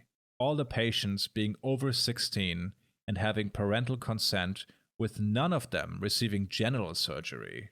This is what Matt Walsh means. This is what Matt Walsh means when he says putting wins on the board. On November 19th, he was able to put another win on the board as a 22-year-old gunman entered a LGBTQ club in Colorado Springs, killed 5 people, and severely injured 18 more. Usually when something like this happens, something meaning an act of violence that is obviously partially motivated by the bigotry and hatred for minorities in the right-wing political sphere, the response is denial. The right wing denies that this has anything to do with their rhetoric and pretends to not even understand the allegation leveled at them. A good example of this is the Canadian mosque shooting in 2018 that the shooter himself claimed was caused by his fear of Muslims being terrorists. As part of the sentencing, his internet activities became public knowledge, and part of them was him visiting Ben Shapiro's Twitter page 93 times in the month before the shooting. I don't know if I agree with this. I think you need to be able to do more than just point to a coincidence in rhetoric to hold someone accountable. If Ben Shapiro, I think you need to be able to look at Ben Shapiro's rhetoric in a vacuum from the shooter and find it problematic in order for you to hold some sort of responsibility to Ben Shapiro. Because as much as I disagree with a lot of them, I actually don't think Ben Shapiro, at least I'm not aware of, I don't watch all his content, or very much at all, actually. But I'm not aware of any of his content that lends itself to violent extremism. And the average person in his audience certainly doesn't seem to be that way, right? It's like there are millions of people who pay attention to Ben Shapiro, and so if one or two of them turns out to be a shooter, like that's kind of expected, right? And I maybe not expected, but it's not shocking. Like if a shooter is in Ben Shapiro's community. Yeah, I agree. This doesn't. Yeah, I'm hoping there's about to be some more justification to this. Yeah. Also, Tucker Carlson's page close to 50 times, and Coulter, Alex Jones. Now, I'm not going to claim that a perfectly adjusted human being will turn into a mass murderer simply by being exposed to right-wing rhetoric, obviously. But there are plenty of people out there, mostly young men, that aren't well-adjusted. And if your political movement thrives off of hate and fear, of course these men will have an easier time latching onto that cause compared to others. As a response, Ben Shapiro condemned the mass shooter and said that it was ridiculous that the left pretends someone will start murdering people just because they're a fan of his tweets, which of course nobody is saying. But that is really not important to what Ben is trying to do. Well, if you're not saying that, then why bring up? Hope everyone forgets about it. Yeah, maybe we're about to find out. Quickly, while engaging in the exact same rhetoric until the next shooting happens. Okay, then you are trying to draw some sort of, at least, responsibility or causal relationship. See, little does this guy know causality isn't real, dumbass, so yeah. Checkmate. We saw a little bit of that after the shooting in Colorado Springs. Republican Congresswoman Lauren Boebert tweeted that she is praying for the victims and their families. Very thoughtful to pray for the people she demonizes on a daily basis. But the tone from the right shifted relatively fast because, of course, a tweet like the one from Lauren Boebert rings completely hollow, as the shooting is clearly the result of the hysteria the right wing has created around LGBTQ people. So instead, people like Ben decide to go on the offensive. After the shooting, Ben Shapiro tweeted, "The quest by the Democratic leadership and media to link a horrifically evil shooting at a Colorado gay club to anyone who doesn't support a progressive social agenda is ongoing." Yeah, this is especially ironic given recent history and all the Republicans who suddenly care very much about the ideology and opinions of mass shooters. Yeah. Terrible for the country. It's a cynical game only one side plays, and it's trash. Matt Only one side, by the way. Walsh follows suit and tweets, "Leftists are using a mass shooting to try and blackmail us into accepting the castration and sexualization of children. These people are just beyond evil. I have never felt more motivated to oppose everything they stand for with every fiber of my being. Despicable scumbags." I feel like a couple of years ago, this pearl clutching at anyone suggesting the right wing calling LGBTQ people evil, perverted, disgusting groomers that mutilate children leads to violence against LGBTQ people could have worked, but the calling for violence has become so obvious that it really doesn't. The mask has simply slipped too much by now. Nobody believes that Matt Walsh isn't either happy or is thinking something along the lines of, well, they had it coming about this shooting. Because he wants LGBTQ people or there are queens people to fear on for the their left life now who say that if they same are thing part of about the something he recent objects shooting to. too. Who will say like, there's so much discrimination against trans people in our society, and so much of it is led by Christian conservatives that like they had it coming when a trans person lashes back. Yeah, these people are just deranged. Yeah. Jesus Christ. I feel like there is a really good dialogue to be had about the role in which social media plays in shootings and where the responsibility ends and where it starts. Because I definitely think there are some people that do bear some responsibility. not to get super controversial, but Lauren Southern, I do think bears some level of responsibility, and not like 0.00001% responsibility, but a noteworthy amount of responsibility for the Christchurch shooter. But I don't think that. But the problem is we never end up actually. It feels like we never talk about the reasons why. For example, like setting people up with no-win scenarios where violence is the logical conclusion, or a normalization of violent rhetoric. It feels like instead it always just turns into like a game where it's like, you know, me when I find out the mass shooter had the political opinions of people I disagreed with, like, oh, let's go W. Like I don't know if you've seen the Onion Onion bit where there's a mass shooting and the reporters are trying to figure out the people who died, which side did they vote for, and they're like, oh wow, 5 of the 7 fatalities now confirmed Republicans. You know, the Obama camp has got to be celebrating. Yes, Jeff, that's right, but there were still 2 victims to be identified. Those could be Democratic victims, and you know, 2 less votes for the Obama camp. It feels like just like this kind of game with like trying to figure out whether or not the shooter supported your side or the other side, and then getting to wield them as a club. But there's no actual discussion of like the actual mechanics of like where that responsibility does exist, because I think there is a conversation to be had there. It seems like usually when people want to talk about this kind of point that you're trying to make, it seems like usually the level of engagement they have with it is like, oh, let's not politicize a tragedy, and then they just kind of leave it at that, which I find that to be really unsatisfying, because first of all, sometimes we should politicize a tragedy, right? Like, a lot of the reason that we have the political system, a functioning political system that's able to confront tragedies is like, aren't we supposed to use our political system to try to address tragedies, right? Like, it doesn't make sense to say that we shouldn't. But then, like, I wonder if like, there is I think there's a little bit of a point there in that it, like, politicizing a tragedy can be done badly, and it's like, I think the Onion thing that you're talking about is kind of a parody of the kind of like very insensitive ways that people can do it, right? I think the problem is not that they were politicizing a tragedy. I think it's the problem is that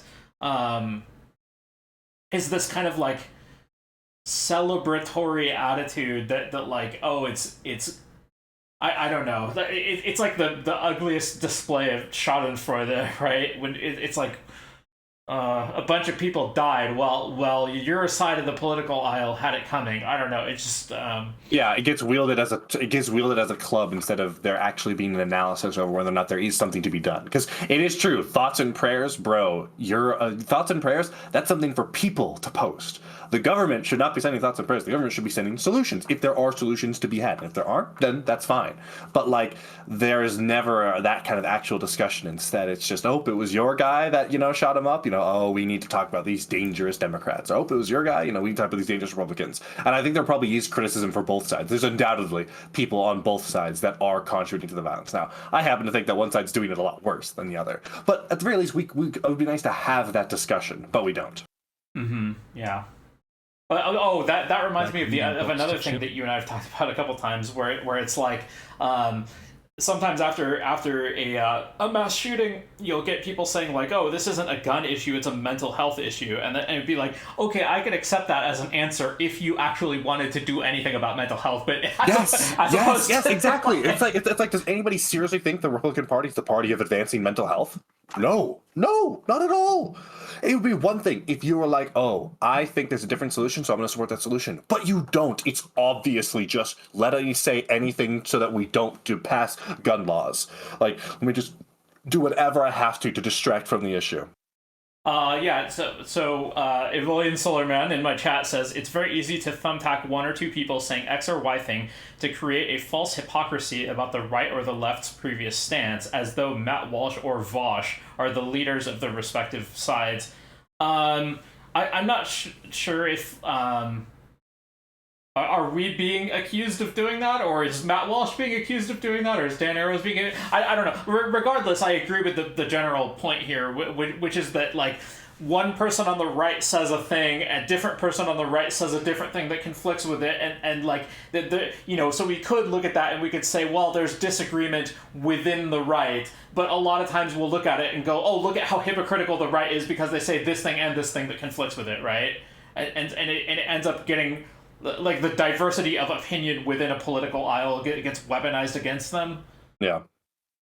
Yeah, I think there's undoubtedly problems on the left and the right of a significant degree, but I think there's just no contest that the right is like 10 times worse than the left when it comes to this kind of stuff. We keep our crazies in line for the most part. Meanwhile, the crazies are the ones that are actually running the party on the right. Right? It's like we voted down Bernie twice, and Trump is the one that's like sending marching orders. Oh, okay. So if you're talking about like in terms of who we elect, I think I agree that the left is better about not electing the crazies. But in terms of media representation, I'm not so sure. I think I agree. I would agree there. I just think that media representation, in contrast to political representation, is nowhere near as important. I'm not sure. That might be true or it might not. Anyway, I think the right is actually, like, it seems to me like the right is more effective at policing the extremes in their own group than the left. Oh, I super disagree. Oh, really? Yeah, it feels like the right is. It feels like the right constantly is tearing itself apart politically, whereas the left fights on Twitter, no doubt. But it's actually very rare that things get like significantly out of whack when it comes to translating into the real world. And I feel like that is like the litmus test for where things matter more. If like I compare like the ways in which like the DNC or like even Bernie, right? Like Bernie, he got out. He was like, you know what? Time to get behind Hillary Clinton. Time to get behind Joe Biden. And like people like him and AOC are sometimes even criticized by people like Jimmy Dore for for being sellouts, for being corporate politicians. Right. Meanwhile, the right, like Marjorie Taylor Greene and like Lauren Boebert, are like getting into like fights in like bathrooms and stuff like this. Or Trump is talking about how like Ron DeSantis is a groomer and shit like this. Yeah. So I mean, I don't disagree about the politicians, like I was saying before, but it's just, it feels like when we're talking about like the platforming discourse or like the kind of, I'm gonna call it like thought policing, right? It just seems like the right is first of all more willing to, as much as they talk about free speech and stuff, like to some degree that they will allow their own, the people who make them look bad, to be policed and deplatformed, and they'll cry about it, but they let it happen. Whereas like there's just no equivalent thing happening on the left, or almost not at all, right?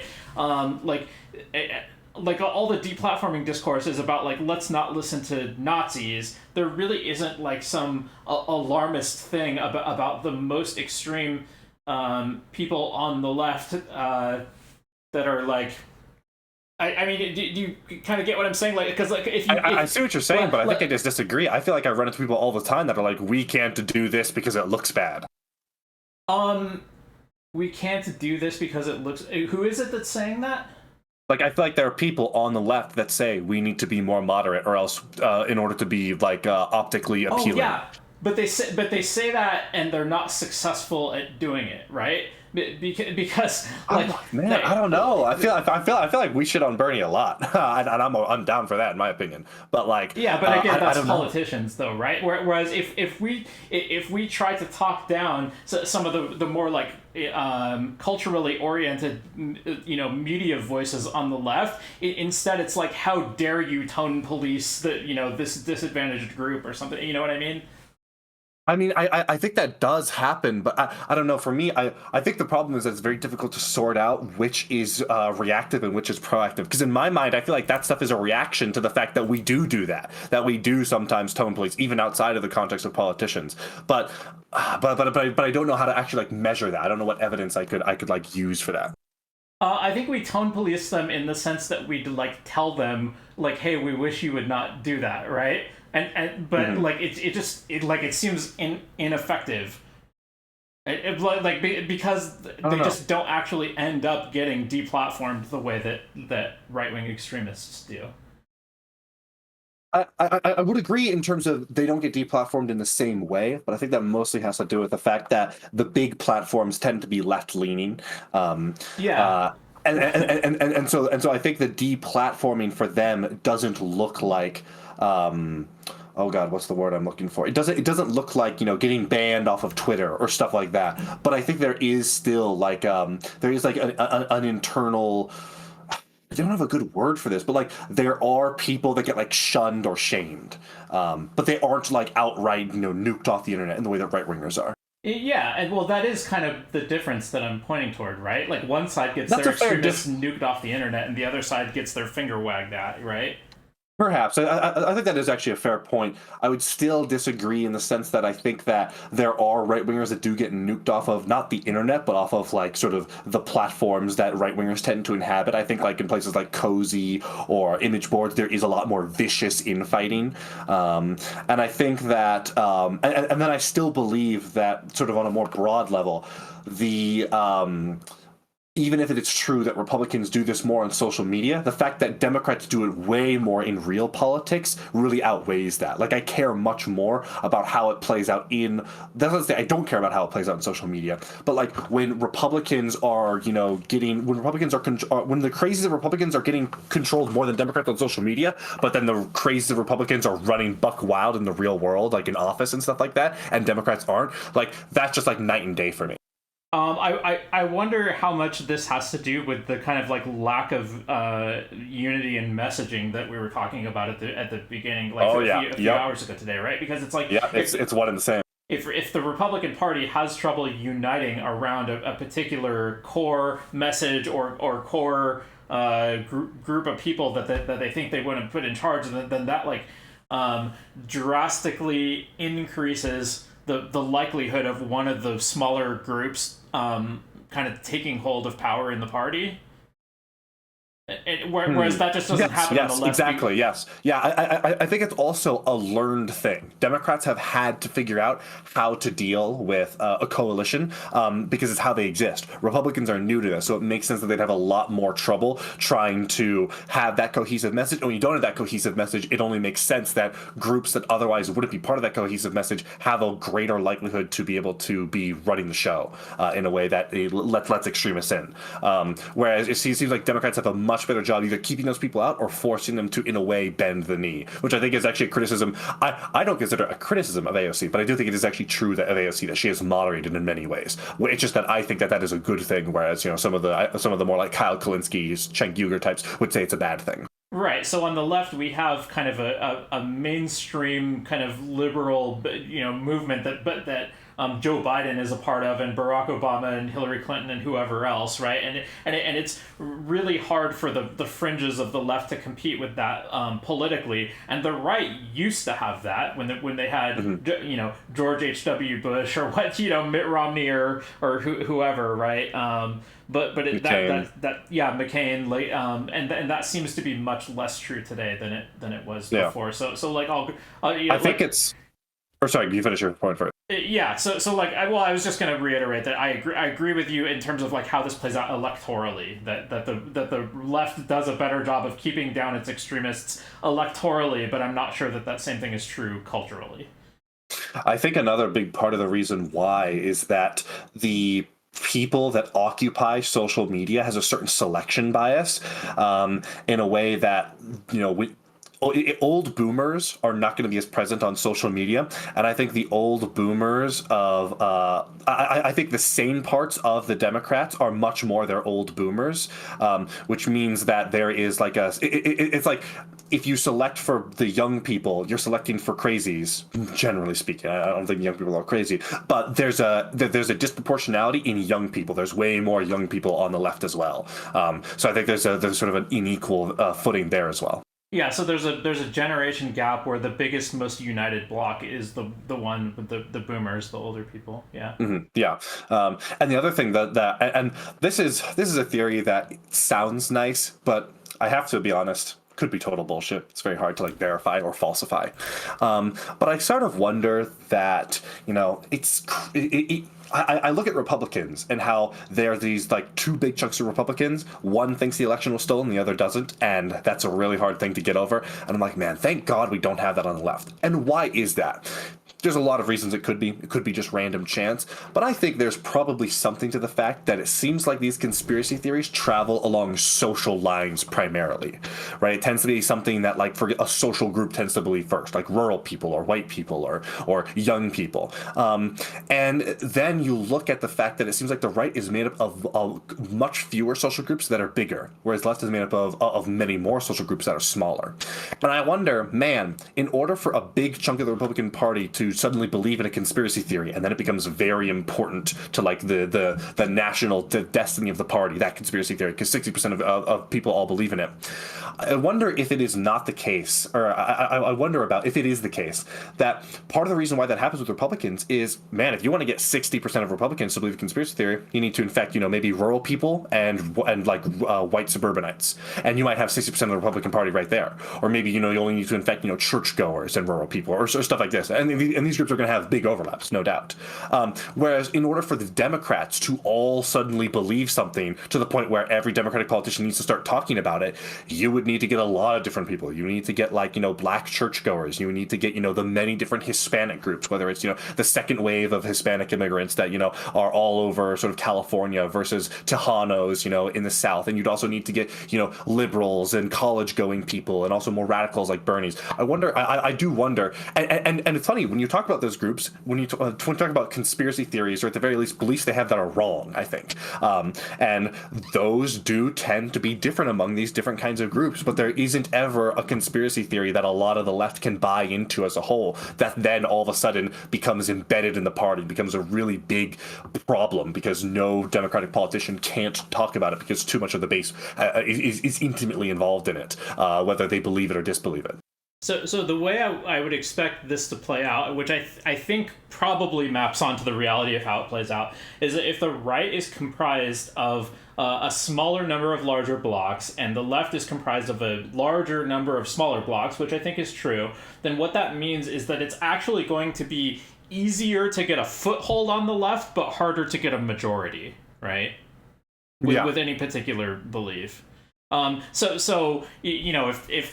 If there just aren't as many ways in to the rights, not as many vectors to spread a conspiracy theory into them. But if a conspiracy theory does catch on with a particular group, it then becomes harder to eradicate it as well. Yeah, it's like feast or famine, I think. Yeah. You want to finish out the video? Yeah, sorry. Again, you don't have to take my word for it. Here is what Matt Walsh had to say about the shooting on his show. According to the left, the drag queen child combination has become dangerous. They say it's a lightning rod for violent backlash, right? That's what they say. And it's greatly exaggerated, of course. Mostly it's invented out of whole cloth, actually. But even by their version of events, if it's causing this much chaos and violence, why do you insist on continuing to do it? If according to you, it's like putting people's lives at risk. Bro, there's no way he just made that argument. If our rhetoric is so creating such a dangerous thing, then just stop doing the thing. Then we wouldn't have anything to talk about. Like, come on. Like it's funny because that is like literal victim blaming at a certain point. I guess to engage more critically with the point, if it really was the case that the only way we had of preventing this kind of violence was to, disband, drag queen shows, then sure, yeah. But like, it's pretty obvious that the much easier solution would be, if it is the case, again, Matt Walsh is saying, even from your perspective, this doesn't make sense. If we're going from that perspective that right-wing dialogue is creating this kind of violent, or right-wing dialogue is violent rhetoric that's creating this danger, then clearly the solution would be to change the rhetoric, right? That's dumb. That's really dumb. If the effort to have men cross-dress in front of children is putting people's lives at risk, it's the rhetoric. From their perspective, it's the rhetoric that's creating that thing. Still doing it? Is it that important to you? Now, not only does Matt Walsh in doing this "why are you hitting yourself" routine here.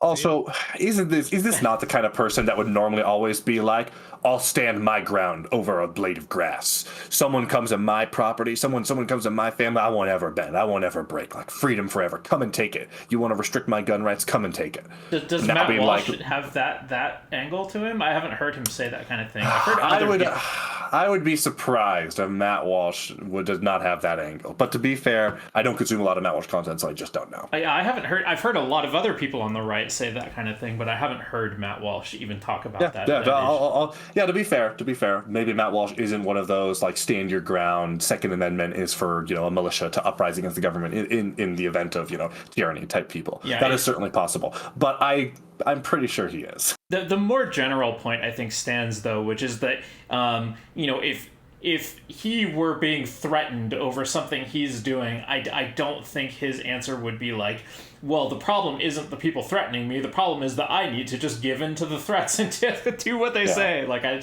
Yeah, and to be fair to Matt Walsh, there are theoretically scenarios where it is like, dude, regardless of whether or not who's in the right or the wrong, self-preservation here is clearly the step, right? Yeah. Like, if you were in a war-torn country and it was the case that going outside, you could die because there's a civil war going on right now and there's guerrilla violence.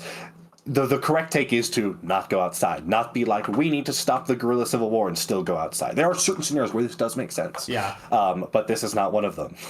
Yeah. To grasp why people insist on being able to do something that is perfectly within their rights, he almost spills the beans a little bit. Because what goes unsaid is that, yes, I do believe you deserve to get shot if you are at an event where drag queens read books to children. At this point, you probably don't need me to tell you how despicable people like Matt Walsh and Ben Shapiro are. They prove that themselves virtually every day and are perfectly aware Ben Shapiro of what they're into doing. this now. Their goal, and by extension the goal of the right wing in the United States, is for LGBTQ people to either not exist at all or not be part of the public sphere in any way. A political defeat, like we just saw, won't make them stop working towards that goal. I think we all know that. But here's the thing. We have just seen the American public reject their anti-gay, anti-trans efforts in a way that could almost not have been more clear. So if you are part of the LGBTQ community, you might find some solace in the fact that the average American voter finds Matt Walsh ranting himself into a frenzy about trans people just as creepy and weird as you and I do. There will always be bitter hate preachers that fear the way of human progress, and sometimes they get their way.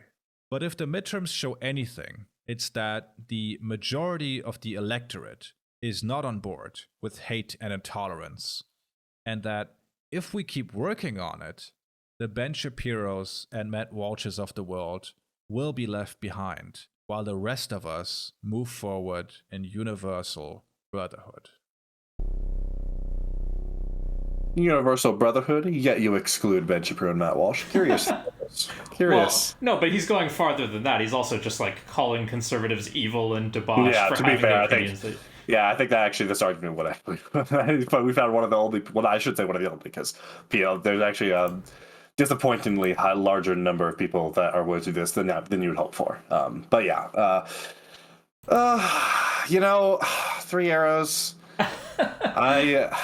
Democratic Party is a big tent party, so I'll be happy to canvass with you side by side. But I think this was a pretty flawed video. I think so too. I'm not super happy with it. I mean, I'm fine with covering this topic, but I just wasn't super happy with his commentary on it.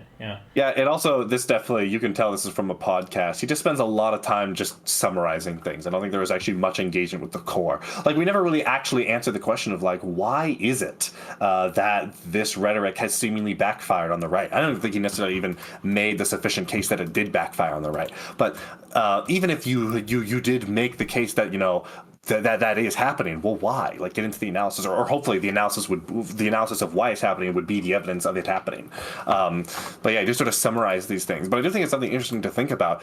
I just don't know if we have good tools to really analyze why it is people vote in these, why it is people voted in these specific elections when it comes to as micro of an issue as transgender stuff. Or at the very least, I don't think you can get the necessary confidence in your Bayesian Bayesian analysis to say this is the reason why. Like, this is a contributing factor. And we could talk about that. I think that is interesting. Personally, I'm still a big believer that this kind of stuff is just not enough of a substantive issue to really drive people. It doesn't hit home the way that other things do, just because the reality is transgender people are still a tiny, tiny, tiny minority in the United States. Most people do not interact with transgender people in real life, which is, I think, part of the reason why caricatures of them can be so effective, because people don't have real, genuine interactions with them. But it also then means that, like, it does, I don't think it has a lot of staying power as soon as you unplug from social media. And I think the curious thing is, moving forward, what messaging the Republican Party is going to change up. I've seen a lot of dialogue about abortion, how Republicans think we need a new pro-life message, or this is going to keep dragging us down. But I haven't seen as much dialogue about the trans stuff. I wonder if it is going to continue, or if they're going to take a step back and try and, like, reframe, or not even necessarily reframe, but like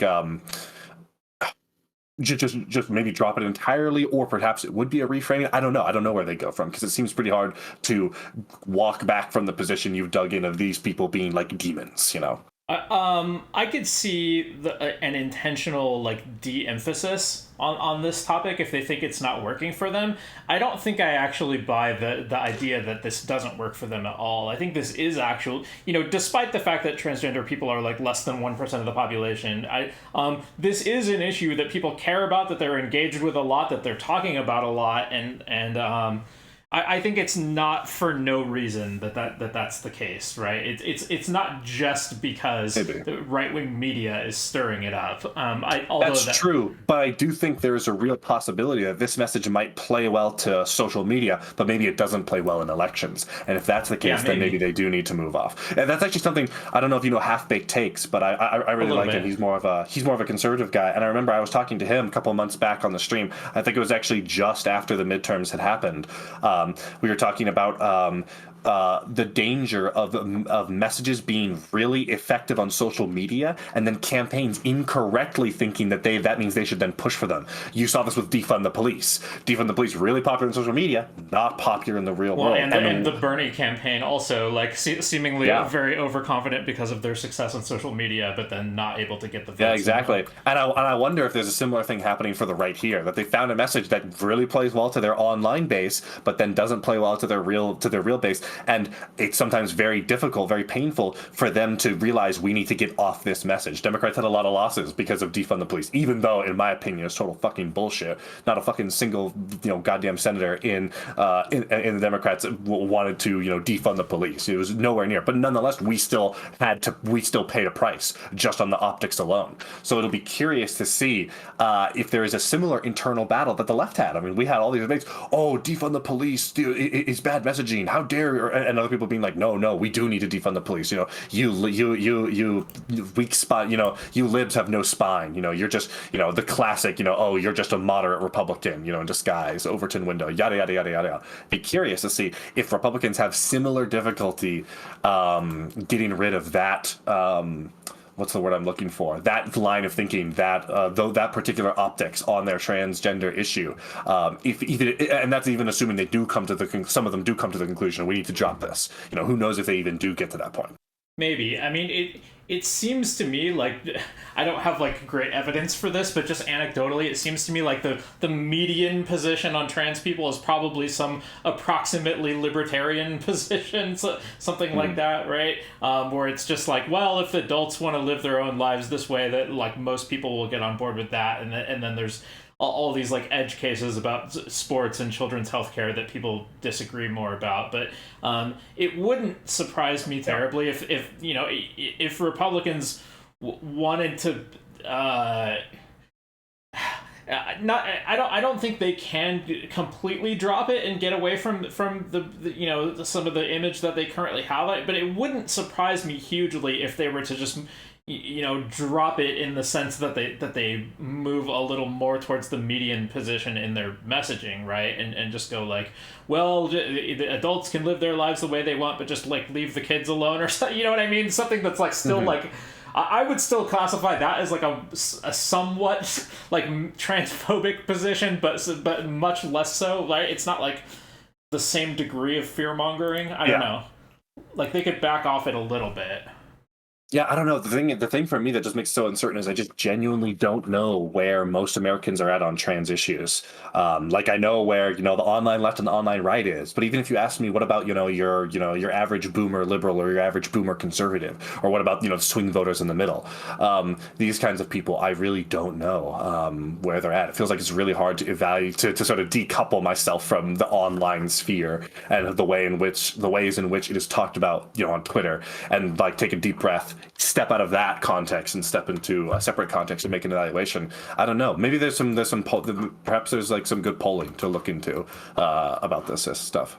Yeah, we should probably look into that some of the time. It's funny to think that, like, consider all the time that we spend talking about this stuff on Twitch, right? It's probably like in the top 5 most talked about issues on Twitch, and yet we can't even tell you like how much or what is the average position of Americans on this, right? I bet it's over 1 million though. Don't fact check me because it might be 4,000. Yeah, I don't know. I think there's a real inability to accurately evaluate the opinions of the people you disagree with going on in online politics. Yeah. And the scary thing, I think, is that I am increasingly wondering how much the online world is becoming the real world, if that's like a phrase Destiny uses. How much is it true that our inability to actually evaluate opinions is going to go away because we're going to start accurately evaluating positions because the online positions are going to become so popular, right? Like, that's the question with the trans issues. Are Republicans going to switch off of that, or are they going to stay on it? Maybe then next time the left has, a defund the police moment, maybe we don't dislodge it to the same degree. I don't know. Yeah, I don't know. Is there more to this podcast, or is it almost done? Or? No, that was it. That was the end. It's just the music played out now. Oh, okay. Do you have anything else you want to add on this topic before we're done? No, I don't think so. Matt Walsh is very dumb and very wrong, but I don't think 3 hours is a very good job here in actually analyzing or criticizing the reasons why he's bad or the reasons why he's wrong. Okay. Well, let me see. You're streaming right now, right? Yep. I got 5 people. Do you want the raid? Sure, hell yeah. I don't know if I'm going to be live that much longer, but I'll definitely be live for at least like another hour-ish at the minimum. Okay, cool. So I will send them on over to you. Right on. All right, see you around. Yeah, see ya next Sunday. Mm-hmm.